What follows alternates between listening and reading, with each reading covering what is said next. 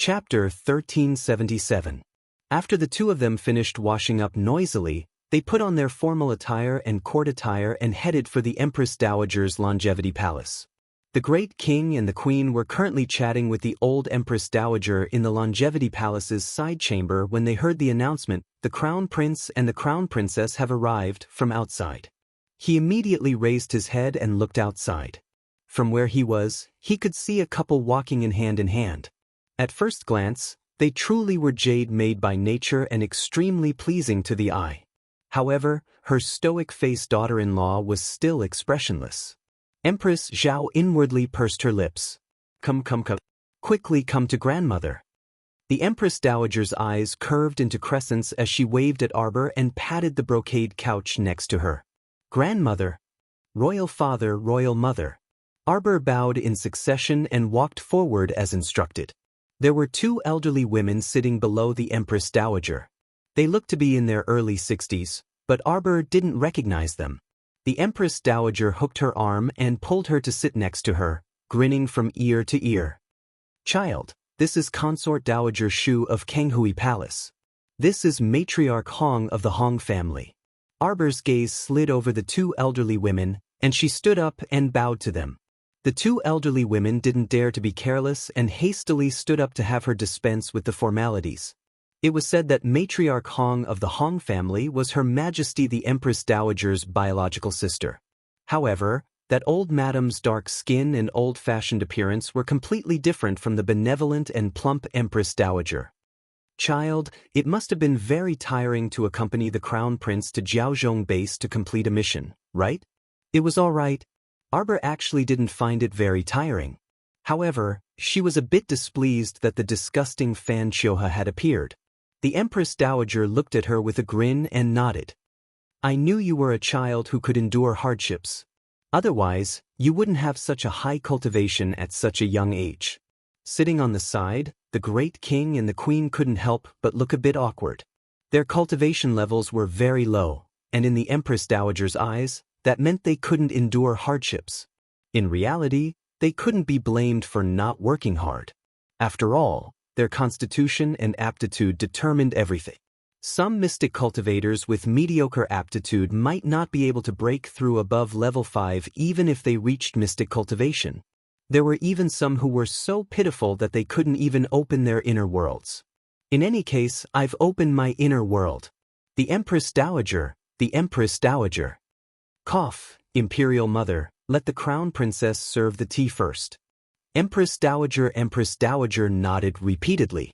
The royal maid, who had been waiting for a long time on the side, immediately walked up to Xiao Mu with a saucer in her hands and bowed submissively. Xiao Mu creased her brows and stood there motionlessly. She merely gazed coldly at that royal maid who had her head lowered and was holding up the saucer. "Emdo wager to Emdo wager to Emdo wager, Empress Dowager." Seeing that his daughter-in-law was still standing there, he hastily gave his son a look. Prince Mo glanced innocently at his old father and didn't rush Arbor. Instead, he reached out to squeeze her hand. "What did you discover?" "Today, if my hand touches the tea you offered, Empress Dowager will drink it.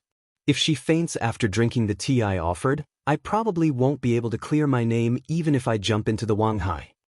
Xiao Mu's chilly and desolate voice was like throwing a rock into a lake, immediately creating ripples in the lake. What? Empress Zhao widened her eyes in shock. Her sharp gaze instantly swept over the royal maid who hastily knelt down. That royal maid trembled in fright and shook her head repeatedly. Chapter 1378. "No, I didn't.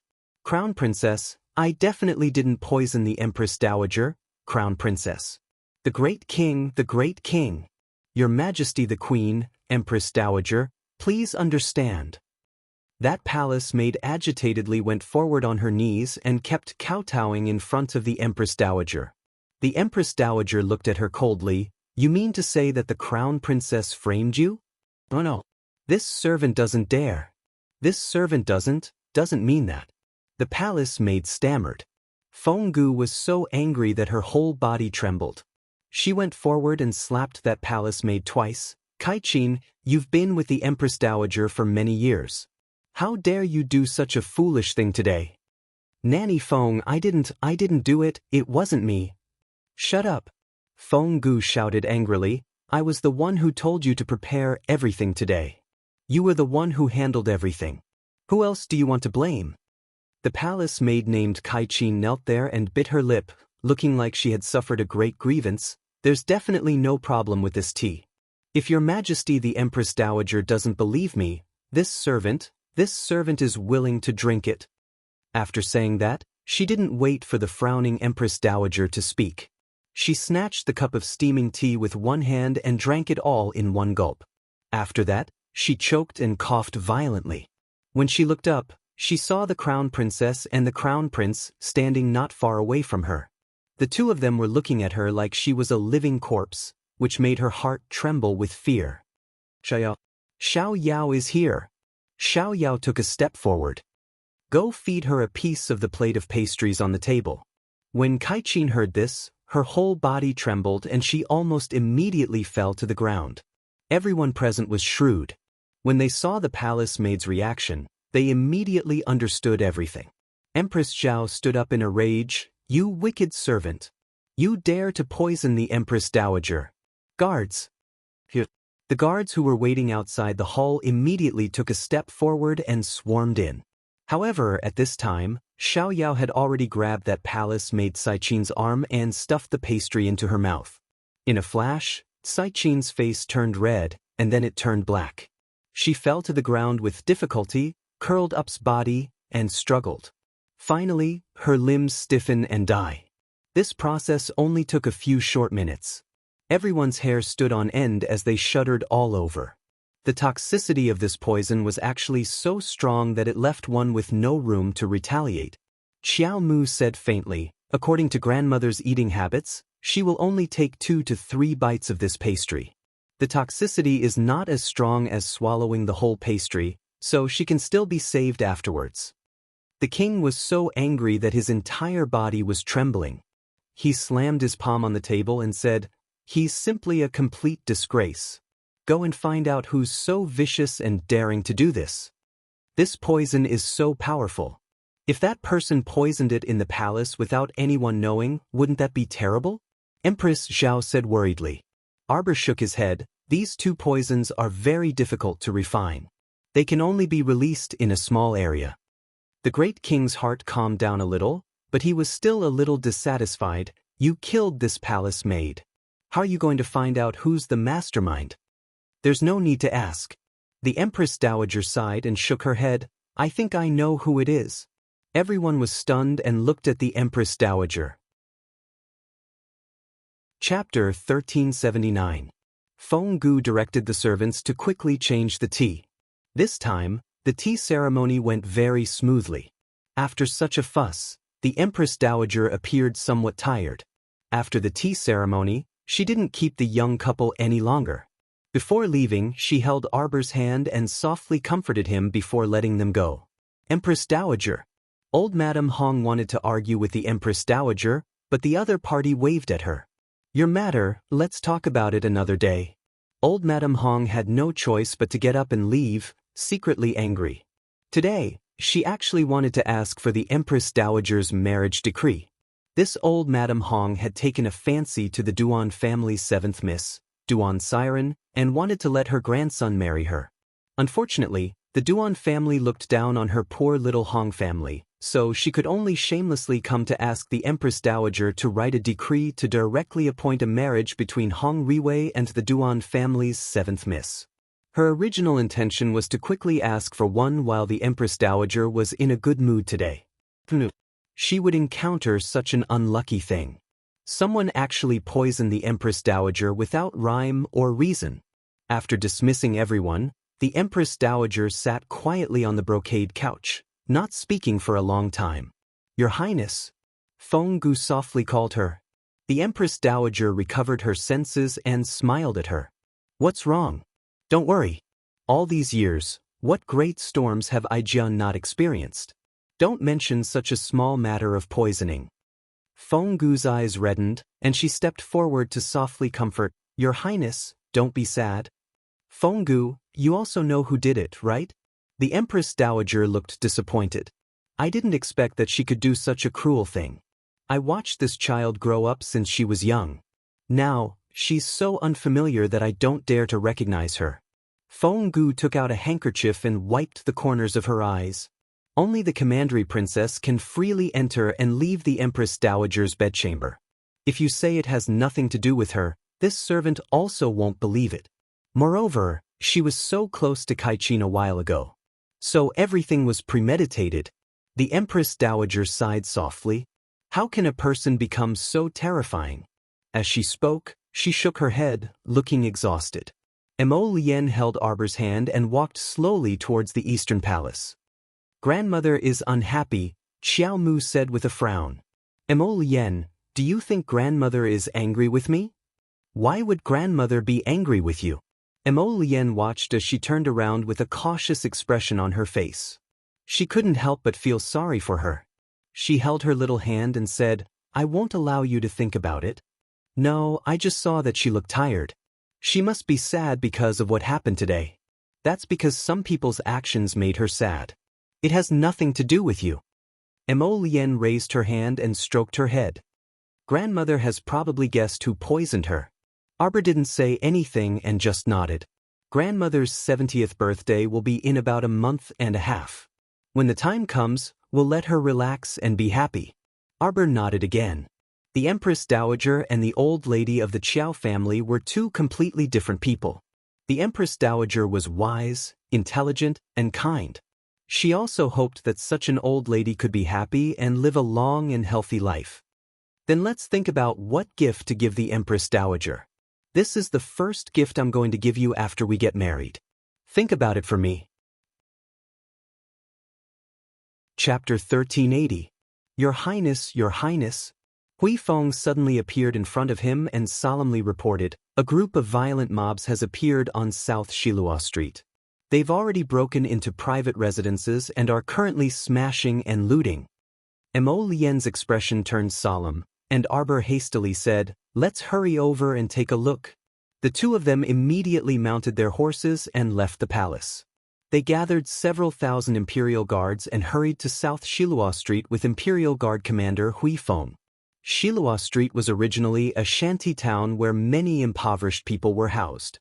Now that a conflict had broken out, all sorts of drawbacks were revealed. The crowded street was completely packed with people.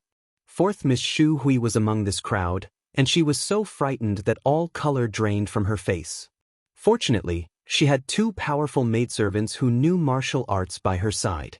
Otherwise, this fourth miss would have long been torn apart and eaten up by the surrounding mobs. She didn't understand.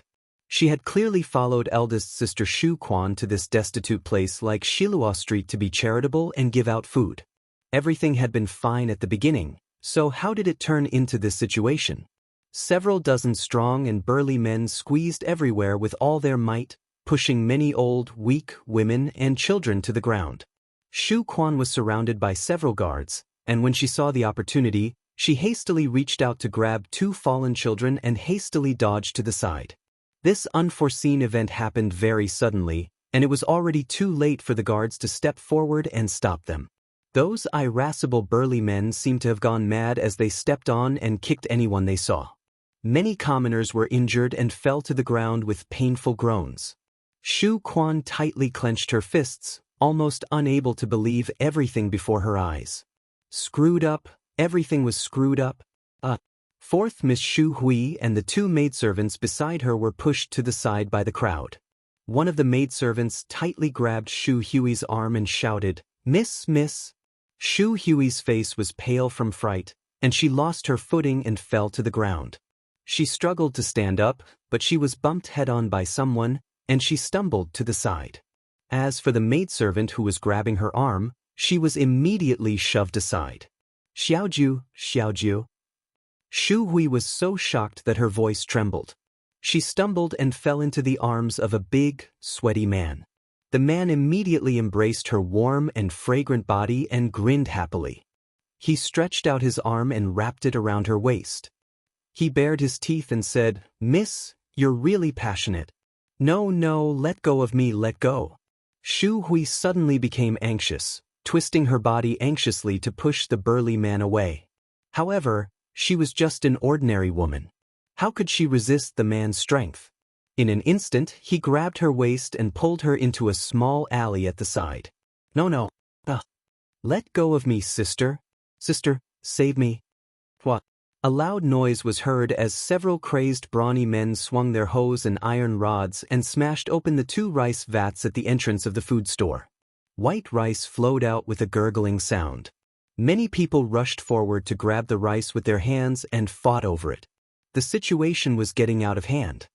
Capture all of the rioters, don't let a single one off. At this moment, Emo Lien rushed over while holding Xiao Mu's small hand. Sir! Everyone shouted in unison. 2,000 Imperial Guardsmen flanked the crowd from the left and right. They orderly scattered into 100 groups, holding long ropes and iron hooks. When they saw the vicious brawny men, they urged their horses forward and hooked them down. Then, they used the long ropes to firmly wrap around their necks and urged their horses to whip them away. I'll make it 8. These 2 days are too busy during the day. I'll give you 10 on Saturday. Chapter 1381. The great king's second consort Shu Quan also didn't expect that the situation would turn out to be this irreversible. When she returned to her senses, the person beside her anxiously reported, "Not good, Prince Consort, 4th young miss has been separated from the crowd." How did this happen? Shu Quan's complexion instantly turned deathly pale, her body on the verge of collapse. Quickly go and find her. Shu Quan brought 8 bodyguards. Even if half of them wanted to go and find Shu Hui, the crowd was as turbulent as the sea, so the bodyguards couldn't squeeze out to find her. Actually, she had long told this 4th sister not to join in the fun. After all, Shilua Street was really a bit chaotic. She was afraid that such a situation would occur and she wouldn't be able to protect 4th sister. At that time, her mother would definitely be the first to not let her off. Prince Consort, don't be anxious. Perhaps 4th young miss is fine. We can't squeeze out right now, so let's wait for the crowd to disperse a bit before we go. Shu Quan's complexion turned pale. Thinking back, at the beginning, the line was actually quite orderly. After everyone received their rice, they left in high spirits. However, as the waiting time grew longer and longer, some of the brawny men at the back of the line began to clamor impatiently. A perfectly good rice distribution trip ultimately turned into a violent riot. The most pitiful ones were those poor commoners who didn't even have the strength to truss a chicken. Those who escaped quickly were able to avoid this calamity, but those who were too slow had their fists swung at their heads. Just as they were feeling anxious, 2,000 Imperial Guards arrived with the Crown Prince and Crown Princess. The moment they arrived, the chaotic situation was under control. His Highness? His Highness! The great king's second consort Shu Quan cried out in surprise and joy. She and the others also cried out excitedly, "His Highness is here, it's His Highness is here." We're saved, that's great. These 2,000 elite soldiers were well trained and had astonishing mobility. In a short while, the 30 to 50 brawny men who were causing trouble were completely subdued. Speaking of which, those brawny men were mostly ordinary people, just a bit stronger than the average person. It was truly too easy for 2,000 well-trained Imperial Guards to deal with them. Among them, a small ringleader who resisted fiercely clenched his fist and grabbed a woman in front of Emo Lien, viciously intending to beat her up. Emo Lien angrily urged her horse to rush over. She pulled out her black moon sword and slashed at the man's waist, killing him on the spot. This bloody turn of events shocked everyone. Shu Quan was even more unlucky. She happened to be standing close to the squad leader, and the blood he spat out sprayed all over her face. Shu Quan staggered, her hands covering her small face as she screamed in horror. Emo Lien heard the familiar voice and turned her horse around, passing through the crowd. Arbor sat in front of him, and her curious gaze landed on the great king's concubine, Shu Quan. She recognized this woman. She seemed to be Emo Lien's sister-in-law. Emo Lien frowned. Could it be that this inexplicable turmoil was caused by these women? Go ask them what's going on, Emo Lien said coldly as she swept a glance at Hui Feng and the others. A group of imperial guards walked up and shoved the commoners to the two sides, creating a path that could accommodate 2 horses. Hui Feng and the others quickly rushed forward and mentioned the matter that the commoners wanted to ask. Although the unlucky commoners were quite frightened, they were still able to stutter and recount the situation. Before long, Mo Lian understood the entire situation. By this time, Shu Quan had already regained her wits and hastily squeezed out of the Imperial Guard's protective circle. Your Highness. Chapter 1382. Your Highness. I beg you, please save my 4th sister. 4th sister was scattered by the crowd and is missing. I'm worried that she'll be in danger. Shu Quan looked distressed as she went forward to beg. The Crown Prince frowned as he looked at her and asked, Does Royal Brother know that you came to Shilua Street to distribute rice? Shu Quan used a handkerchief to wipe her tears and sweat as she nodded repeatedly. Simply nonsense, Mo Lian reprimanded. Shilua Street was originally filled with poor people. Every time the imperial court distributed rice, they would send out troops to maintain order. They were afraid that something would go wrong and a good thing would turn into a bad thing. Yet these women in front of her dared to come to the slums with just 7 or 8 guards. Did they have brains or not? Usually, this sister-in-law of hers was still considered calm and magnanimous. She didn't expect her to do such a foolish thing. Could it be that her intelligence had been lowered after being with Brother Great King for so long? Actually, Shu Quan felt very bitter in her heart. Previously, the Great King had said that he would open a house of treasures with someone and talked about how much money it could make.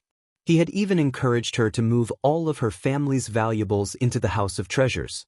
In the end, the treasures were all stolen on the first day of business. Not only did they lose everything, they even owed quite a bit of debt. The monthly salary that the imperial court distributed wasn't enough to cover their expenses. After all, there was such a large family and the Great King's concubines were too many to count. It really made it difficult for them to make ends meet. Raising guards and maids also required food and money. Recently, the Great King's estate had almost reached the point where it couldn't make ends meet. Who knew how many of the maids, servants, and guards in the estate had scattered? Now that they were relying on her dowry to cover their expenses, she didn't know how long they could last. 2 days ago, her husband had listened to someone's suggestion and whimsically said that he wanted to come to Shilua Street to distribute rice and gain some popular support. She had already analyzed the difficulty of winning the popular support with her husband. Now that the entire imperial court followed His Highness the Crown Prince's lead, the commoners were also full of praise for His Highness the Crown Prince. Could it be that you thought that by casually distributing rice or something, you could immediately gain the favor of a large group of people? That's impossible. There wasn't much food left in the mansion, but the Great King's son was stubborn and stubborn. He only asked for the results and never asked about the process. Helpless, Shu Quan braced herself and came. In the end, the rice distribution had caused a huge commotion. Now, even his younger sister had been lost. It was really a thankless task. The most important thing now was to find 4th sister and bring her back. Everything else could be discussed. Since it was a request from the Great King's consort, Mo Lian would not turn a blind eye to it. With a look, several small groups of imperial guards spread out and searched the nearby alleys. Shu Quan looked at Mo Lian helplessly and anxiously muttered to herself, "What to do, what to do?"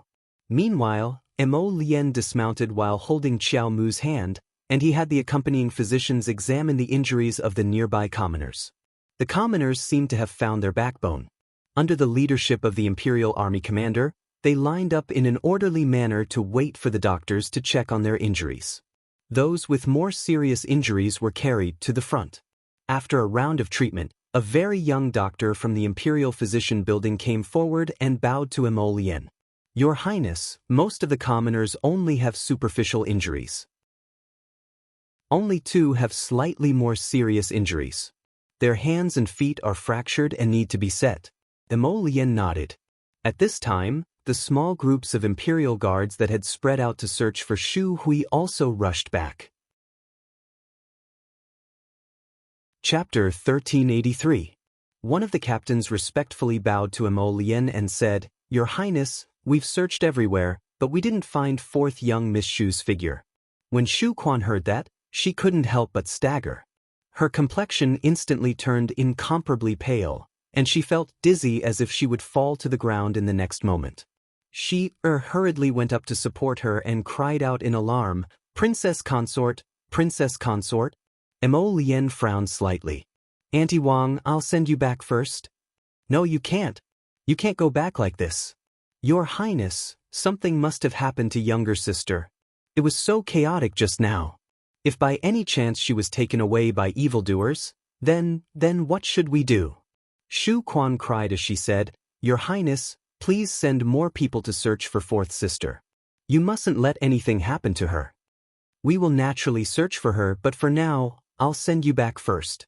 "Your Highness, do you have any accessories or handkerchiefs that your younger sister has touched?" Arbor suddenly asked indifferently. Shu Quan subconsciously fished out an embroidered handkerchief and carefully opened it. She said softly, "This was personally embroidered by fourth sister for me the year I got married." Arbor glanced at her and nodded. With a wave of her finger, several hundred light little butterflies circled forward in clusters. They stayed on that handkerchief for a few seconds like a swarm of bees before scattering and flying in all directions. This scene made Shu Quan somewhat dazed, and she beside her looked even more shocked. Everyone thought that the crown princess used some special talisman to summon so many butterflies with a wave of her hand. Shu Quan glanced gratefully at Arbor and hurriedly thanked her. "Many thanks to the crown princess for your help." "Many thanks." Arbor didn't say much. Putting herself in her shoes, if her Shaolin was taken away by evildoers, she would also be very anxious. This was human nature. Although she didn't like that Madame Shu or Madame Zhuang, this great king's princess consort seemed to be a reasonable person. In less than 10 minutes, the venom-tail butterfly Queen Xiao Xiao sent her a voice transmission. "Master, I've found the place. Come with me." Xiao Xiao turned into a colorful butterfly and ran out of the paradise. She flapped her wings and flew back and forth in front of her. Arbor pulled Mo Lien's sleeve. Mo Lien had long known that this little wife of his was a capable person, so he promptly picked her up by the waist and leaped onto the horse. "Leave half of the people here to continue watching. The rest of you come with me." Shu Quan also hastily mounted a horse and followed along. The anxiety and impatience in her heart overflowed with words. The group of people followed Butterfly Xiao Xiao, who was leading the way. They rode their horses through the small alley and arrived in front of an ordinary small courtyard. "This?" Mo Lien lowered his head and looked at his wife with a smile. Arbor nodded. Shu Quan still wanted to ask something, but suddenly heard fourth young lady's blood-curdling screams coming from inside the door. In a split second, her entire face turned ashen. "I'll go in and take a look. Why you all don't follow in?" Shu Quan stuttered and brought Shi'er in. Arbor raised her head and glanced at Mo Lien. "How do you plan on telling your royal father about this?" "Just tell him the truth." Mo Lien nonchalantly swept a glance inside the door. In any case, they had already benevolently helped to find the person. As for what happened, it wasn't something they could care about. "Jojo, on the other hand, you've raised a bunch of useful little things on this paradise planet." Mo Lien leaned close to her ear and whispered. Chapter 1384. Arbor nodded, muttering softly to him, "I've been raising them for a long time. Previously, I only sent them out to scout for information or something. Recently, Xiao Xiao told me that they've been accumulating mystic energy in my paradise planet, and they've also advanced in rank. Now, they can rely on a wisp of aura to distinguish and track." Mo Lien's eyes brightened. "That's really great, Jojo. In the future, I'll have to rely on you to find anything." What? As he spoke, he even took advantage of the fact that she wasn't paying attention to give her a peck on the cheek. Xiao Mu's face instantly flushed red, and she looked around with a guilty conscience. However, she only saw the royal guards lining up behind them like door gods. They were all looking down as if they hadn't seen anything at all. Her little fist hammered him hard, and she rolled her eyes at him. "Don't flirt." "I'm not flirting." Prince Mo had an innocent expression as he blinked at her and said, "I'm just communicating normally with my wife." "Huh, so funny." Arbor swept him a speechless glance. The crown prince immediately waved his hand, leaving behind 100 imperial guards to escort Shu Quan and her sister back. The rest continued to follow him back to South Shilua Street where they had caused a ruckus back then. By now, the buzzing crowd had already dispersed by quite a bit. The ground was littered with broken pieces, rubble, wooden shelves, and the like. Arbor's eyes flashed, and her gaze landed on a little girl who was sitting in front of a garbage dump on the street corner, bawling loudly.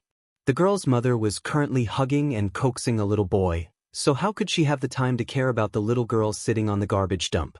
This scene could be seen everywhere in the slums of Shilua Street. Arbor shook her head. Have you distributed the winter fruits from last time? Emolian nodded. It was handed over to Song Yuan. He did a pretty good job, getting a portion of the people to work. The winter fruits will be their monthly salary, isn't that great? Xiao Mu also nodded when she heard this. She also did not advocate giving it away for free, especially those able-bodied young laborers. They absolutely could not be condoned for being carefree and abhorring work. Receiving rewards for labor was the right way to go. I've collected a lot of winter fruits. I'll give them all to you. Arbor handed over a dozen storage talismans to Emolian. Emolian was immediately displeased. No, how can I let my wife bleed every time? Arbor looked at him silently and told him honestly, it really can't fit anymore. It's all piled up on the ground outside the warehouse. You can go and see for yourself tonight. Emolian, all right, his little wife was too rich.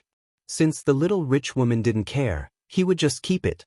He would just treat it as helping his wife to consume her food, If word got out, people would laugh their heads off. Helping to consume food?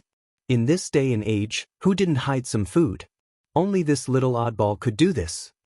The defensive wall on the west side needs to be reinforced. When the time comes, I'll have official Song come to Shilua Street to issue missions and then select the best able-bodied laborers. Presumably, as long as there are food supplies, there will be a lot of people willing to take on this easy mission. Arbor grunted and nodded her head like a chick pecking at rice. In Emolian's eyes, she looked especially cute, and he stared at her with a somewhat infatuated gaze. Arbor didn't notice his gaze at first, but when she did, she suddenly raised her hand to cover his eyes. You're not allowed to look. Bad person, he muttered and pulled down her little hand, beaming as he said, You're not allowed to stop me from looking at you. Chapter 1385. Arbor lightly spat at him. Who would have thought that after this guy got married, he would become impudent in front of others? He wrapped an arm around her waist and smiled at her with narrowed eyes. What are you spitting at? I only have you as my wife, so who else can I look at if not you? Wife, daughter-in-law. His demonic voice reverberated through the air. Arbor burst into laughter. Looking at this guy, she couldn't help but laugh. Shameless. She reached out to pinch his waist, but she felt that the muscles under his clothes were distinct and so stiff that it hurt her little hand. What do I need to be embarrassed about in front of my daughter-in-law? Emolian innocently rubbed against her. Don't mess around. Arbor pushed him away and looked up at him. I'm talking to you about something serious. Speak. I plan to come to Shilua Street tomorrow to distribute grain, but I have a condition first. I'll only distribute to the old, weak, women, and children. Those young and strong shouldn't even think about getting a grain of rice from me for free. The Crown Prince's eyes lit up. Jojo, you want to win over the hearts of the people for your husband, right? Arbor, I think you're thinking too much. A certain Crown Princess expressionlessly glanced at her husband. You're too good, Jojo. The Crown Prince was so happy that he wanted to fly. He hugged Arbor and was about to kiss her twice as a reward. Unexpectedly, darling Xiao reached out her small hand and covered his lips. Her stoic face expressionlessly swept over him. I'm just annoyed that the grain in the granary is almost full, so I want to take it out and distribute it. Prince Emo, what could he say? Only a nouveau riche had the right to act extravagantly. As long as you're happy. Prince Emo carried her and mounted the horse. We're still newlyweds. Look at how busy you are. Tomorrow, your husband will come with you to distribute grain, okay? Oh, you want to win over the hearts of the people, right? Prince Imo? Does this crown prince need something like the hearts of the people?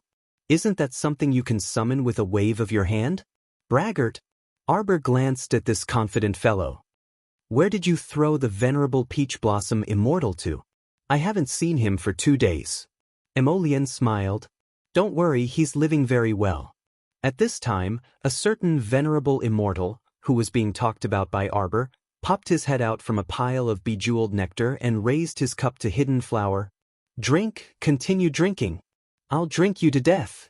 Hidden Flower silently felt that his life was really bitter. As His Highness subordinate, he had to run around pretending to be a corpse puppet to complete a mission, and then he had to be in charge of drinking with this venerable immortal who would collapse after 1 jug and whose alcohol tolerance was extremely poor. It was simply too much. He was the captain of the secret pavilion, but he ended up following such an unreliable master. Emolien thought to himself, are you kidding me? How could he let such a big candle come and ruin his and his wife's wedding life? How could Arbor know that a certain black-bellied person would treat a venerable immortal like this? Hearing this, he nodded without any suspicion. It's right to treat him well. He's quite powerful. Who knows, we might need his help in the future. However, this deity-inviting talisman was a bit strange. Why was it that the venerable Peach Blossom Immortal still hadn't returned after 3 to 5 days? Emolien carried Arbor and rode towards the palace. She leaned close to her ear and whispered, Jojo, you clearly saw that those women and children were pitiful, so you wanted to go and distribute grain. She even said that she had too much grain and couldn't put it down. This child was always stubborn. This little fellow had always been someone who only knew how to do things but didn't say anything. Her personality was very worrying. Chapter 1386. If one didn't know her extremely well, they would more or less misunderstand her due to her expressionless stoic face. Emolien lightly nuzzled her head. It's fine. Even if the entire world doesn't understand you, there's still me who understands you. Arbor's gaze flickered, as if a string in her heart had been tugged. She looked up with her watery eyes and glanced at him. Clip-clop, clip-clop, clip-clop. A date red horse galloped toward them as fast as lightning. Arbor turned around to look, and her small mouth involuntarily twitched. Huifeng's hobby is quite unique. He actually chose such a bright red horse. A black-clothed youth sitting on a red blazing horse was truly an extremely comical scene. I also think he's ugly riding it. Emolien quietly complained to his wife, say, how great would it be if such a blazing precious horse were to sit on my Jojo? My Jojo is so beautiful, so wouldn't she be even more beautiful sitting on this blazing date horse? Arbor actually nodded in agreement. That should be the case. The Royal Guard commander Huifeng, who had been listening to the young couple's complaints, couldn't help but want to roll his eyes. What to do? His 2 masters were each more thick-skinned than the other. This simply refreshed his deep understanding of this world. Your Highness. Huifeng caught up and gallantly cupped his hands at the 2 of them from his horse. Emolien quietly said to her wife, look at him, he just had to catch up and disturb our 2-person world. Why did I take in such a dumb subordinate? Arbor immediately nodded empathetically. Actually, none of the subordinates you took in from the Hidden Night Pavilion are smart. They're all rather dumb and adorable. Emolien, Your Highness, the Shu family's 4th miss has been rescued. Emolien glared at Huifeng. You hurried over just to report such an insignificant matter? Huifeng was a bit dumbfounded. Didn't His Highness ask him to stay there with 100 Imperial Guards to observe the situation? He thought that His Highness wanted to understand the situation, but who would have thought that his master didn't take it to heart at all? He reckoned that the order just now was just a casual remark, and he had completely forgotten what he had ordered him to do before. How did he end up with such a master? Huifeng looked helplessly at the crown princess. It's fine, go ahead and tell us. Arbor nodded and used an encouraging gaze to indicate for Huifeng to continue reporting.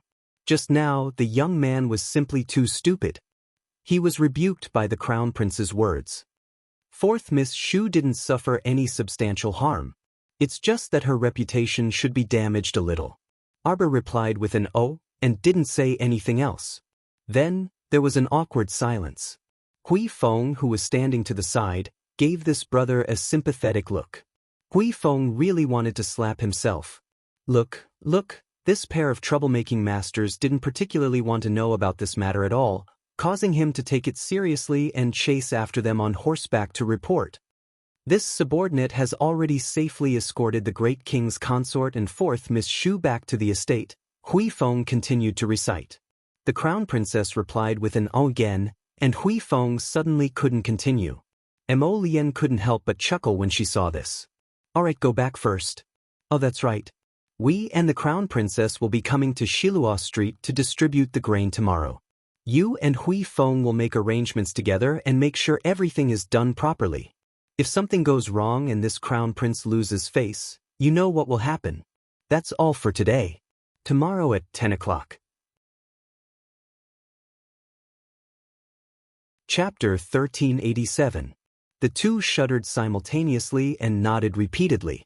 Yes, Your Highness. Arbor curiously looked at their constipated expressions and couldn't help but look up to ask Mo Lian, what's wrong with them? Oh, it's nothing. If they can't handle it, I'll throw them back to Marshall Mountain to continue training. It's just training. Looking at their constipated expressions, she couldn't help but suspect that Mo Lian made them do something that made them lose all hope in life. Prince Mo couldn't help but chuckle without saying anything. After the two of them rode back to the palace, the crown prince went to the king's palace to report the conflict, this time to the old great king. The extremely bored Arbor took out the bone-forging pill the sapling gave her with a flip of her hand. Suddenly, she heard the sapling excitedly shout in her conscious, Master, you're finally planning to use this bone-forging pill, right? The little stoic's 3 words immediately extinguished the sapling Chiochio's enthusiasm. This master was becoming more and more improper. I'm going to distribute rice tomorrow and return home the day after tomorrow. Arbor counted with her fingers as if she was familiar with her family's treasures. The day after tomorrow, I'll eat your bone-forging pill the day after tomorrow. She kept feeling that the sapling seemed to be obsessed with this bone-forging pill and didn't know if it would trick her. The sapling responded, Master, I'm telling you, I won't trick you. You'll know after eating it. This bone-forging pill is a very good pill. After eating it, your bone marrow and meridians will be greatly improved. The effect depends on the individual. Some people can be reborn from mortal bones to mystic bones, and some people can even reach spiritual bones in a single bound. Master, aren't you excited? Chiochio continued to prattle. I feel like you might become that person who reaches the heavens in a single bound. Arbor sat on the bed and ate 2 snacks from a box. She couldn't help but laugh when she heard this. Why would you think that? Because you're master. Every time you advance, you create miracles. Jojo liked this explanation. Xiaomu blinked. If the sapling was by her side right now, she would definitely gently stroke its dog head. Master, it's boring to be idle. Why don't we go around the palace and see if there are any fresh animals to be kept in Paradise Planet? Good idea. Xiao Mu immediately put away the snack box and jumped to the ground. Chiochio, you truly do your best for Master. The little tray ant climbed onto her shoulder and danced with joy. Chiochio will not hesitate to go through fire and water for Master. The man and the tray ant walked out of the Eastern Palace and strolled around the palace as if they were strolling in their own backyard. Master, there must be a small breeding farm in the palace. I'm guessing it's near the kitchen. I thought so too. Arbor nodded. We don't ask for much. 3 to 5 of each kind of small animal will be enough. The little tray ant giggled. Arbor nodded and walked along the high palace walls. There were layers upon layers of pavilions, green tiles, and vermilion eaves. Whenever she met a palace servant who bowed to her, Arbor would just nod perfunctorily and pass by. A soft sedan embroidered with blue and white flowers turned a corner and bumped towards her. Xiao Mu merely glanced at it absent-mindedly before walking over to the palanquin. A soft voice suddenly came from the sedan. Stop the sedan. A fair hand slowly lifted the curtain of the sedan, and half a head poked out and called softly, Crown Princess, please wait. Chapter 1388. Arbor stopped in her tracks and turned to look at the sedan chair. Commandery Princess Ian walked out of the sedan chair with light steps and said with a smile, "Ian greets the Crown Princess." Arbor nodded expressionlessly before retracting her gaze and turning to walk towards the royal kitchen. Commandery Princess Ian's smile froze on her face. She didn't expect that the young Crown Princess before her would not even bother to look at her. "Crown Princess?" Commandery Princess Ian quickly walked up and called out to her again, "Crown Princess, please wait." She signaled the two sedan bearers with her eyes, and they leaped forward gracefully to block Xiao Mu's path. Arbor creased her brows, feeling displeased. She wanted to go to the imperial kitchen to see if there were any farms nearby. The woman she had met a few times had stopped her time and time again. Now, she was even blocking her way, which made her feel a little annoyed. Couldn't she just let her stay by herself quietly? "Crown Princess?" Commandery Princess Ian slowly walked up to Arbor and said with a stiff smile, "Ian heard that someone barged into the Eastern Palace on the day of the Crown Princess wedding. Is the Crown Princess injured? Can't you see whether she is injured or not?" She really was trying to find a topic. Commandery Princess Ian was rendered speechless, so she could only smile awkwardly. Yes, it's good that the Crown Princess is not injured. Ian has been very worried these past 2 days. You don't look like you are worried about me." Arbor glanced at her. Ian wished for nothing more than to tear the young Crown Princess's mouth apart. Her words were simply too infuriating. She merely wanted to save face by going up to greet her and worm her way into being friends. After all, they would be seeing each other frequently in this palace in the future. Yet this young Crown Princess was so unapproachable. "Crown Princess." Arbor raised his hand to stop her. "I have something to do now. Tell your men to move aside." Who would have the time to continue bickering with her here? They weren't very familiar with each other, so why did she have to pretend that they were so familiar with each other? It was simply ridiculous. Commandery Princess Ian was infuriated to death by her, but she couldn't raise a ruckus, so she could only pick the important topic first. "Crown Princess, it's like this. Ian heard that the Crown Princess would be going to Shilua Street to distribute rice and grain tomorrow. Ian also wants to go and contribute her meager strength." Arbor glanced at her. "You're also taking out 500 grains? 500 dawn?" Commandery Princess Ian herself did not realize that she had actually exclaimed out loud. 500 dawn was equivalent to 50,000 liters of rice. Normally, 1 liter of grain was enough to last a family for 2 or 3 days. The Crown Princess actually said that she would distribute 500 liters of grain tomorrow? How is this possible?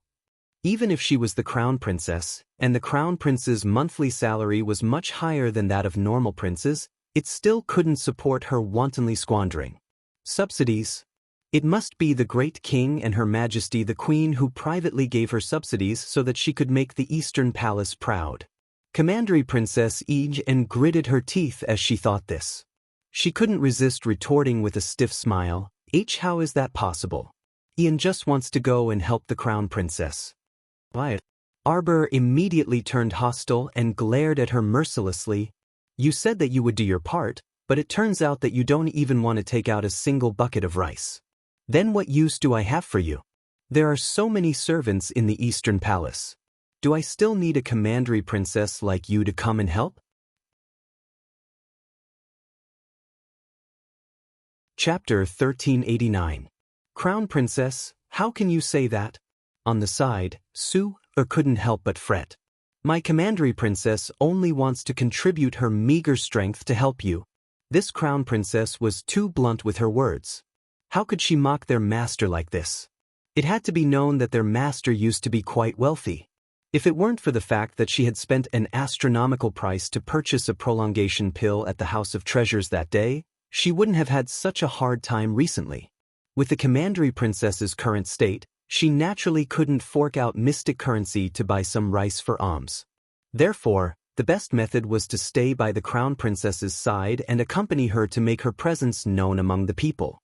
Presumably, with the commandery princess's gentleness and consideration, Those people would definitely like the commandery princess more and not that stoic-faced crown princess.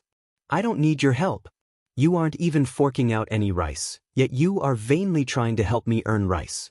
A dignified commandery princess doesn't even find it embarrassing. Arbor's harsh words simply made commandery princess Yin topple over in anger. What rice did I earn? Crown princess, speak clearly. How could there be such an unreasonable person in this world, able to make someone stomp her feet in anger with just 3 sentences? Is that not the case? The young crown princess swept her an expressionless glance. The harem issues a monthly stipend every month, and you are not an exception. Yet you are still fighting with a bunch of junior royal maids and junior eunuchs for private work. You are simply petty. What? Commandery princess? Su was also so angry that her stomach was about to burst. She glared at Arbor as she supported commandery princess Yin. Crown princess, please watch your words. When did our commandery princess earn any rice from you? If you are afraid that she will steal your limelight, then just say so. Why find all kinds of weird excuses? The young crown princess swept a glance at the master and servant pair before scolding them for being crazy. Then she trotted away along the palace wall without looking back. The sapling Chio, who was sitting on her shoulder, simply laughed until his stomach hurt. He knew his little master too well. This child simply despised commandery princess Yin from the bottom of her heart. There was no other reason than commandery princess Yin being petty. It should be known that the little crown princess had given a small task in the Eastern Palace. Whoever was willing to accompany her to stand on the street and distribute rice tomorrow would be rewarded with a bucket of rice every 2 hours. If there were many people who received rice and the distribution time was extended, the reward would be increased by a bucket of rice every 2 hours. As soon as this small task was announced, all the little eunuchs and palace maids in the Eastern Palace fought to do it. Even if they had no use for the food in the Eastern Palace, they could still secretly send it out of the palace to their families. Besides, who would complain about having too much food in this day and age? Arbor ordered 10 little palace maids and 10 little eunuchs to help. She only needed 20 people, not one more. After the list of tasks was released, those eunuchs and palace maids who had not been selected looked disappointed. Commandery Princess Yin actually wanted to snatch the rice bowl of one of the royal maids or eunuchs just like this. Simply preposterous and shameless. How would Ian know that the young crown princess had such thoughts? She thought that the crown princess had rejected her because she had seen through her feelings for His Highness the Crown Prince. Because she had clearly heard that His Highness the Crown Prince would be accompanying the crown princess to the rice distribution tomorrow. She only wanted to create more opportunities to interact with His Highness. Did she also have to be rejected? Commandery Princess En's eyes flickered as she watched the crown princess's departing figure in disappointment. Chapter 1390. Commandery Princess, this crown princess is truly too abominable. Su grumbled, why does Commandery Princess have to put up with her every time? Commandery Princess En's eyes flickered, and she said with a sneer, let's return to the Longevity Palace to pay respects to the Queen Dowager. When the hidden guard came to report, the Queen Dowager was pruning her favorite jasper crabapple. Recently, this jasper crabapple had been a bit wilted. Perhaps it was because of the weather, but the Queen Dowager's heart ached terribly. She ordered people to move it back from the gardener's place and personally took care of it. After hearing the hidden guard recount the dispute between the Crown Princess and Commandery Princess each and word for word, the Queen Dowager was startled for a moment before suddenly bursting into laughter. The hidden guard twitched his mouth as he reported, this subordinate heard that the Crown Princess issued a mission in the Eastern Palace, and all the royal maids and eunuchs signed up. However, only 20 people stood out. This oddball Crown Princess. The rest of the people were randomly assigned by the master to follow along.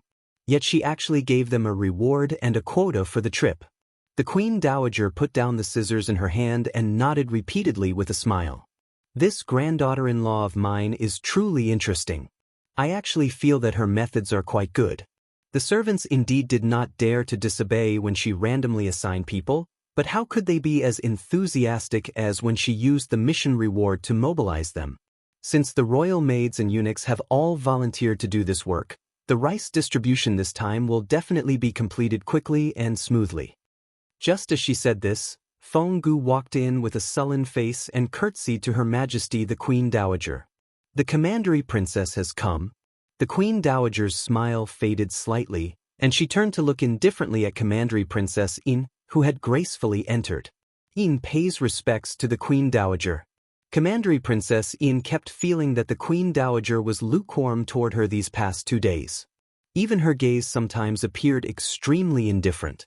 Unlike in the past, when the Queen Dowager would beckon her to sit next to her with a smile every time she saw her. Is something the matter? The Queen Dowager asked with a smile as she continued to prune the jasper crabapple, contemplating where to cut. This jasper crabapple was her favorite, so she absolutely could not let it die. Ian walked up with a glint in her eyes as she said with a smile, reporting to the Queen Dowager, Ian wants to leave the palace early tomorrow morning. The Empress Dowager glanced at her. What's the matter? Commandery Princess Ian said with a feigned smile. Ian heard that the great king's son Consort caused quite a stir when she went to Shilua Street to distribute rice. On the other hand, some of the pitiful commoners on Shilua Street had suffered injuries of varying sizes. Ian feels that they are very pitiful, so she wants to bring Su-er over to pay them a visit tomorrow. The scissors in the Empress Dowager's hand paused for a moment before she smiled and said, that won't be necessary. The Crown Prince has already reported to the great king. Tomorrow, he will accompany the Crown Princess to Shilua Street to take care of the injured and distribute some food to the old, weak, women, and children. I think that the Crown Princess's decision is very good. I have already agreed and sent Granny Zhong to go with them. Commandery Princess Ian's heart skipped a beat. It turned out that the Queen Dowager already knew about this matter. As expected, she had underestimated how well-informed the Queen Dowager was. Ian quickly forced a smile. Your Majesty, Ian also wants to put in some effort to go over and help. The Queen Dowager's hand that was holding the scissors tightened slightly. She shook her head and said faintly, I don't think it's necessary. It's not good for too many people to go. The Crown Princess has already brought enough people on this trip, so it's good that you have this intention.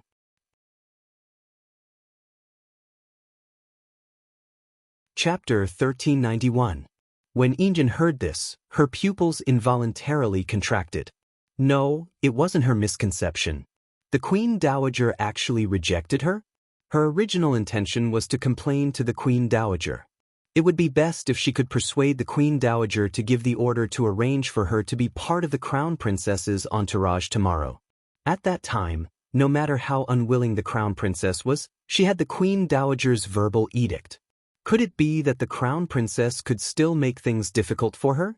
As long as she had a few more chances to interact with His Highness the Crown Prince and let him clearly see her gentleness, generosity, and beauty, then there would still be a lot of hope for her future. But now, the Queen Dowager actually rejected her. Could it be that she had done something wrong that caused the Queen Dowager to dislike her? Commandery Princess Ian was perplexed, but she had no other solution. The Queen Dowager had already spoken, so she couldn't pester her any further to avoid incurring Her Majesty the Queen Dowager's disdain. After she left, Feng-gu couldn't resist scolding. In the past, I didn't realize that the Commandery Princess was such a pretentious person. Now that I look at it, she really has gone overboard with her pretense. Isn't that so? The Crown Princess had clearly rejected her going to help, yet she still dares to beg Her Majesty now. Nanny Zhong also retorted angrily, what does she think of herself as the Queen Dowager? If Her Majesty the Queen Dowager really agreed to her request and stuffed her into the Crown Princess's entourage, what would the Crown Princess think? The Queen Dowager sighed and said with a shake of her head, I still remember when she was young. When I brought her into the palace, she was only 9 years old. At that time, she was so small and skinny, like an overly frightened small animal. She would panic at everyone she saw. For a whole half a year, she would wake up from nightmares in the middle of the night every time. That's right. Her Majesty the Queen Dowager personally brought her to her bedchamber and took care of her for half a year.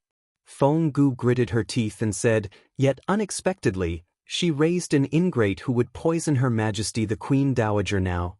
This old servant still feels that we should send the commandery princess far away as soon as possible or marry her off as soon as possible. Nanny Zhong also said coldly, you should know that if there is a first time, there will be a second time. She can often enter Her Highness's bedroom, who knows if there will be a next time.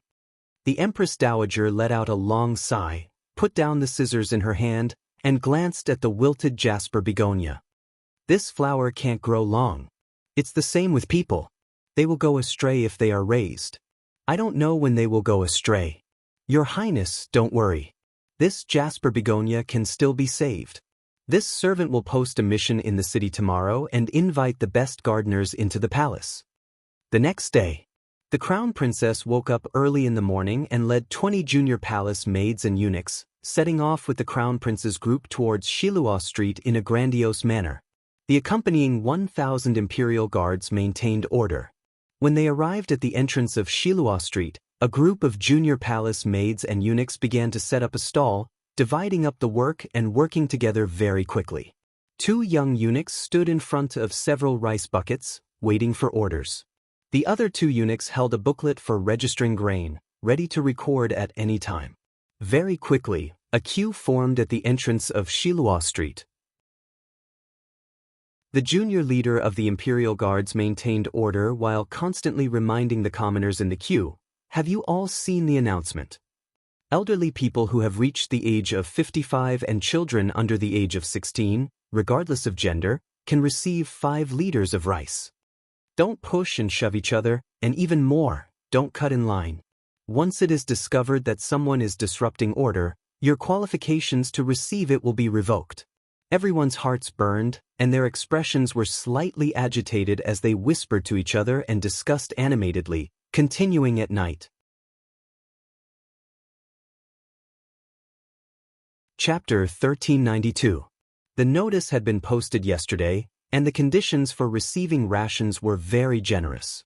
Moreover, each person could receive 5 liters of rice. This was simply like a pie falling from the sky, making everyone overjoyed. Mystic cultivators, body cultivators, and the like, be more self-aware. Today's rations collection event does not include people with special abilities. Once they are tested to have mystic energy or other abilities and come to falsely claim rations, they will all be arrested and thrown into prison. The head of the royal guard strapped himself on a golden saber and stood in front of the line, loudly shouting to maintain order. The line was divided into 3 lines. One line would first go to the testing stone to test their age and ability. After passing, they would go to another line to receive rations.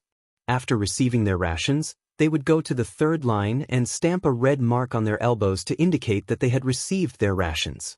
Once this kind of red mark was stamped, it would not disappear within a day, so there was no need to line up for a second time.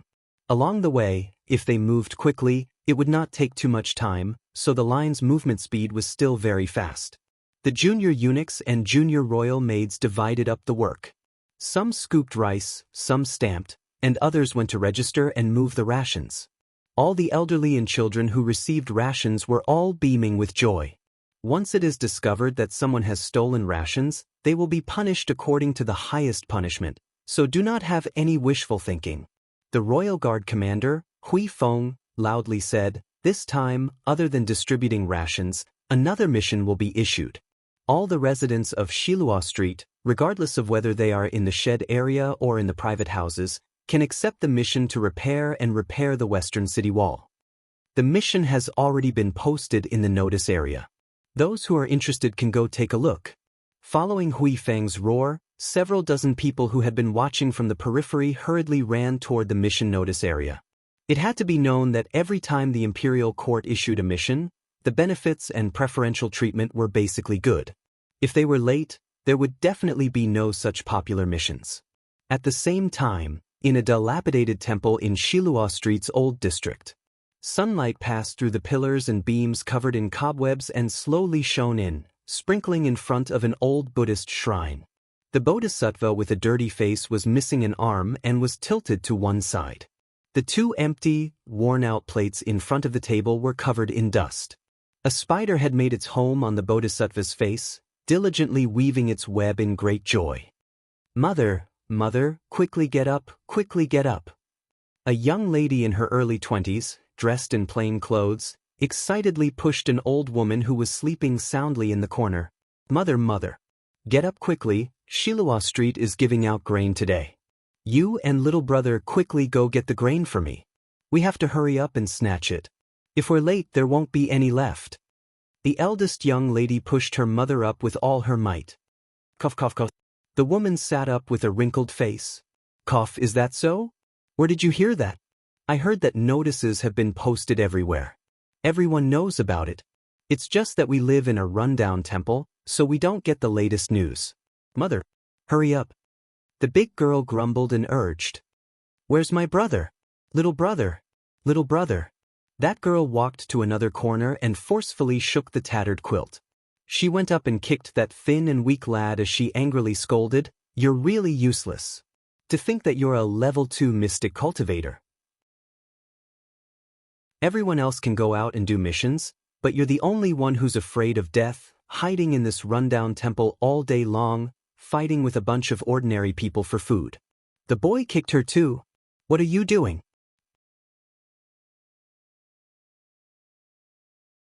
Chapter 1393. The girl threw a tattered outer garment at his face. "What are you doing? You only know how to sleep and sleep all day. Get up and go get your grain." The woman coughed twice and stopped her. "Teen, don't treat your younger brother like this. Song, your older sister said that someone is distributing grain at Shilua Street today. Let's go take a look." When he heard that there was grain to be collected, the thin young man crawled up quickly.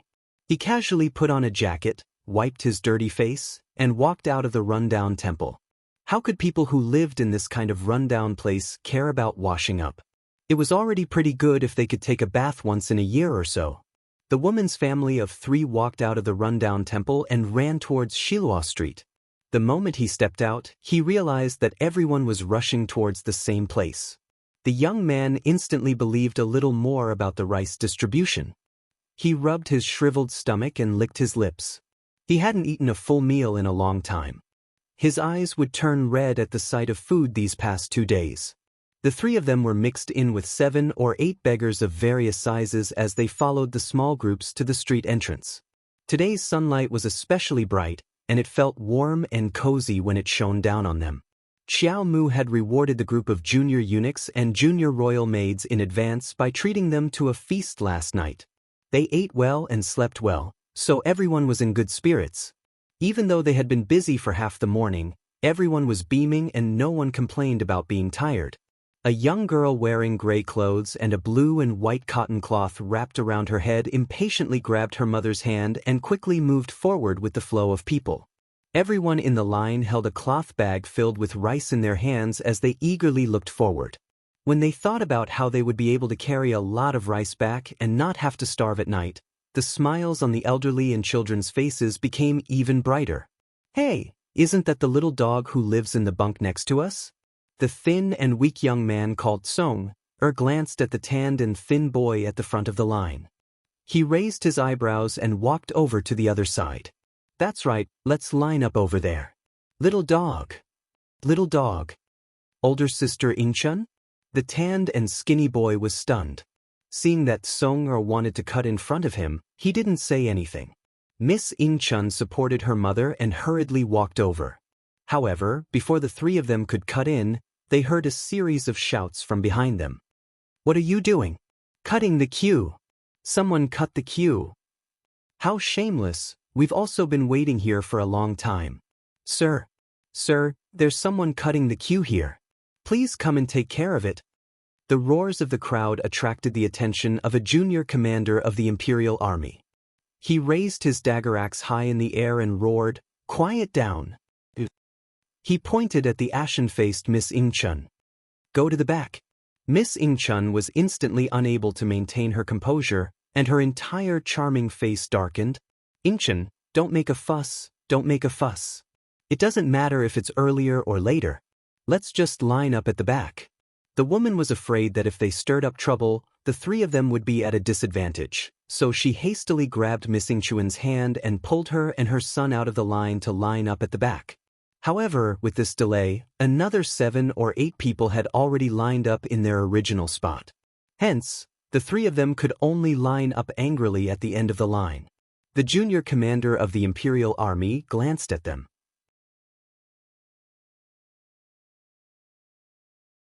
Chapter 1394. She suddenly said loudly, "I'll remind the newcomers again. There's an age limit to receiving grain. Young adults between 16 and 55, especially mystic cultivators, body cultivators, and superhumans, are not within the range of receiving grain. Don't waste time trying." The woman instantly grabbed her daughter's hand in panic and quietly said, "Ingchun, our ages aren't within this range. Also, your younger brother is a mystic cultivator. Mom, don't be nervous for nothing. They're just scaring people. Look at your frail and aged appearance. Who would believe you're not 55 when you walk out?" Miss Ingchun looked forward and narrowed her eyes slightly. She saw a dozen or so huge rice barrels piled up in front of Shilua Street's food stall. The rice inside was piled high into a mountain, and each grain was plump and eye-catching. The sun gradually rose higher in the sky, and the early spring sunlight melted the chill. At noon, the temperature rose, and the crowd began to stir. Why is it so slow? Is the line moving or not? It really is quite hot. A plump old woman pulled at her collar and wiped away her sweat. The woman was hot and anxious, and beads of sweat seeped out of her forehead. She unbuttoned the 2 buttons that bound her collar and cautiously turned her head to glance at her daughter. "Ingchun, will there really be no problem? What can happen? Don't worry." The young lady called Ingchun impatiently said, "When we have rice, we can cook a big pot of rice porridge tonight. It'll be even better if we can get a few meat buns." The old woman hadn't smelled meat in a long time. When she heard her daughter say this, she felt her mouth salivate and couldn't help but swallow. "Hey, it's moving, it's moving. The line is moving a bit faster." The people in front happily called out and moved forward along with the slowly advancing line. "Mom, I want to eat 2 big bowls of rice tonight," Song-er called out. Okay. The woman coughed a few times and repeatedly nodded with a smile. "Mom will cook for you, Mom will cook for you." Ingchun immediately said in dissatisfaction, "What rice? Eat porridge. If we cook porridge with 10 liters of rice, it's enough for our family of 3 to eat for more than a month if we eat sparingly." Song-er immediately harumphed. I want to eat, Mom." All right. The woman glanced at her son with pity and sighed. "Ingchun, your younger brother doesn't have enough to eat every day. If your younger brother and I can each receive 5 liters of rice today, our family will have a full meal no matter what." Miss Ingchun didn't utter a word. She had nothing to say when she thought of the difficulties and hardships she had gone through during this period of time. The woman slowly moved forward with the line. At this time, there were already hundreds of people behind them. In fact, the speed at which the procession was moving forward was not slow. It was just that they were waiting anxiously and felt that time was passing very slowly. At this moment, as they looked at the rice bucket that was getting closer and closer to them, their eyes slowly began to shine. Suddenly, the woman lifted her dirty sleeve to wipe her eyes. She blinked hard as if she couldn't believe what she was seeing. When she opened her eyes again, she suddenly exclaimed, "Come and see. That person?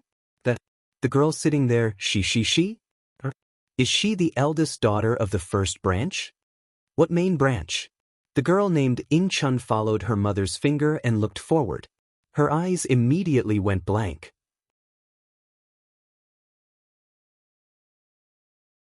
Chapter 1395. Who is that? She reflexively lowered her head to glance at her own dusty clothes, then at the fair and tender little girl sitting at the front of the line. She simply couldn't believe her eyes. She was wearing a plain-colored top, a lake-colored satin gauze robe on the outside, and a jewel-colored silver silk skirt on the bottom. Her black hair was loosely tied into a bun, and the remaining 2 strands of hair brushed against her cheeks. Her creamy left hand wore a lustrous bracelet embroidered with green bamboo, and her right hand wore a pair of gold-threaded bracelets dotted with emerald blue. A lake-colored belt was tied around her waist, and a sachet of flowers of the same color was hanging from it. She sat silently next to a handsome man, her eyes fixed on the moving crowd in the line. "No, it's not her. Mom, you've got the wrong person. How could such a refined and elegant noble lady be the eldest daughter of that pair of villagers in Kyoto village? Even if she was beaten to death, she wouldn't dare believe it. No, Mom recognizes that stoic face of hers." Madame Neily shouted agitatedly. "If she really is the eldest daughter of the eldest branch, then everything is easy to discuss. We're all relatives, so wouldn't it be better to ask her for more rice?" "No, it's impossible, impossible." Xiao Yingchun bit her lip and suddenly reached out to grab an auntie behind her. "Auntie, take a look. Who is that young lady sitting in front?" "Oh." That auntie softly cried out in pain, but her eyes also looked forward. She then smiled. "You don't even recognize her. That's the Crown Princess, our northernmost Crown Princess. This rice distribution event was single-handedly hosted by the Crown Princess. In this entire northern MO, other than our Crown Prince and Crown Princess, who else could be so generous as to distribute 5 liters of rice to each person?" Xiao Yingchuan's expression instantly turned extremely unsightly. She didn't believe it, didn't believe that that little village girl could actually become the Crown Princess. Seriously, what kind of joke was this? She was only a village girl. How could His Highness the Crown Prince marry a village girl? He must have been deceived. No, she had to expose her identity. To expose her true colors. "Yingchen, what are you doing?" Madame Li hurriedly grabbed her hand and said, "It's almost our turn. Don't be so anxious. Did you forget that we were pushed to the back of the line? Don't waste all your previous efforts. 52 years old. You are not in the age range. Leave this place immediately." After the ashen-faced woman was pulled out of the crowd, she cried and threw a tantrum. Sir, please have mercy on me. Rules are rules. Let's go." Hui Feng waved his hand and immediately had the woman thrown out of the crowd. Upon hearing this, Madame Neili's body trembled and she hastily tugged at Xiao Yingchuan's hand, asking in a low voice, "Yingchun, what's that? How can you tell his age?" "That's a testing stone. It's used to test talent and age. It's usually used by mystic cultivators to test their levels." Xiao Tsong's expression turned ugly. "Mother, do you think we've waited so long for nothing? Our ages aren't in this range." Madame Neili immediately straightened her neck and made a scene. "I don't care. In any case, I've waited for so long. If she doesn't give me food, I won't let this matter rest. Besides, we're all relatives. Is there a need to be so harsh on us?" Soon, it was Madame Neili and her son's turn.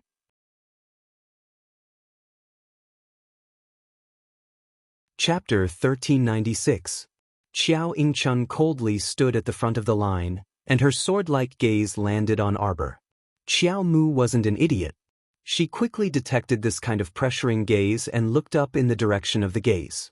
When she saw Madame Neili and Xiao Yingchun, she couldn't help but be startled.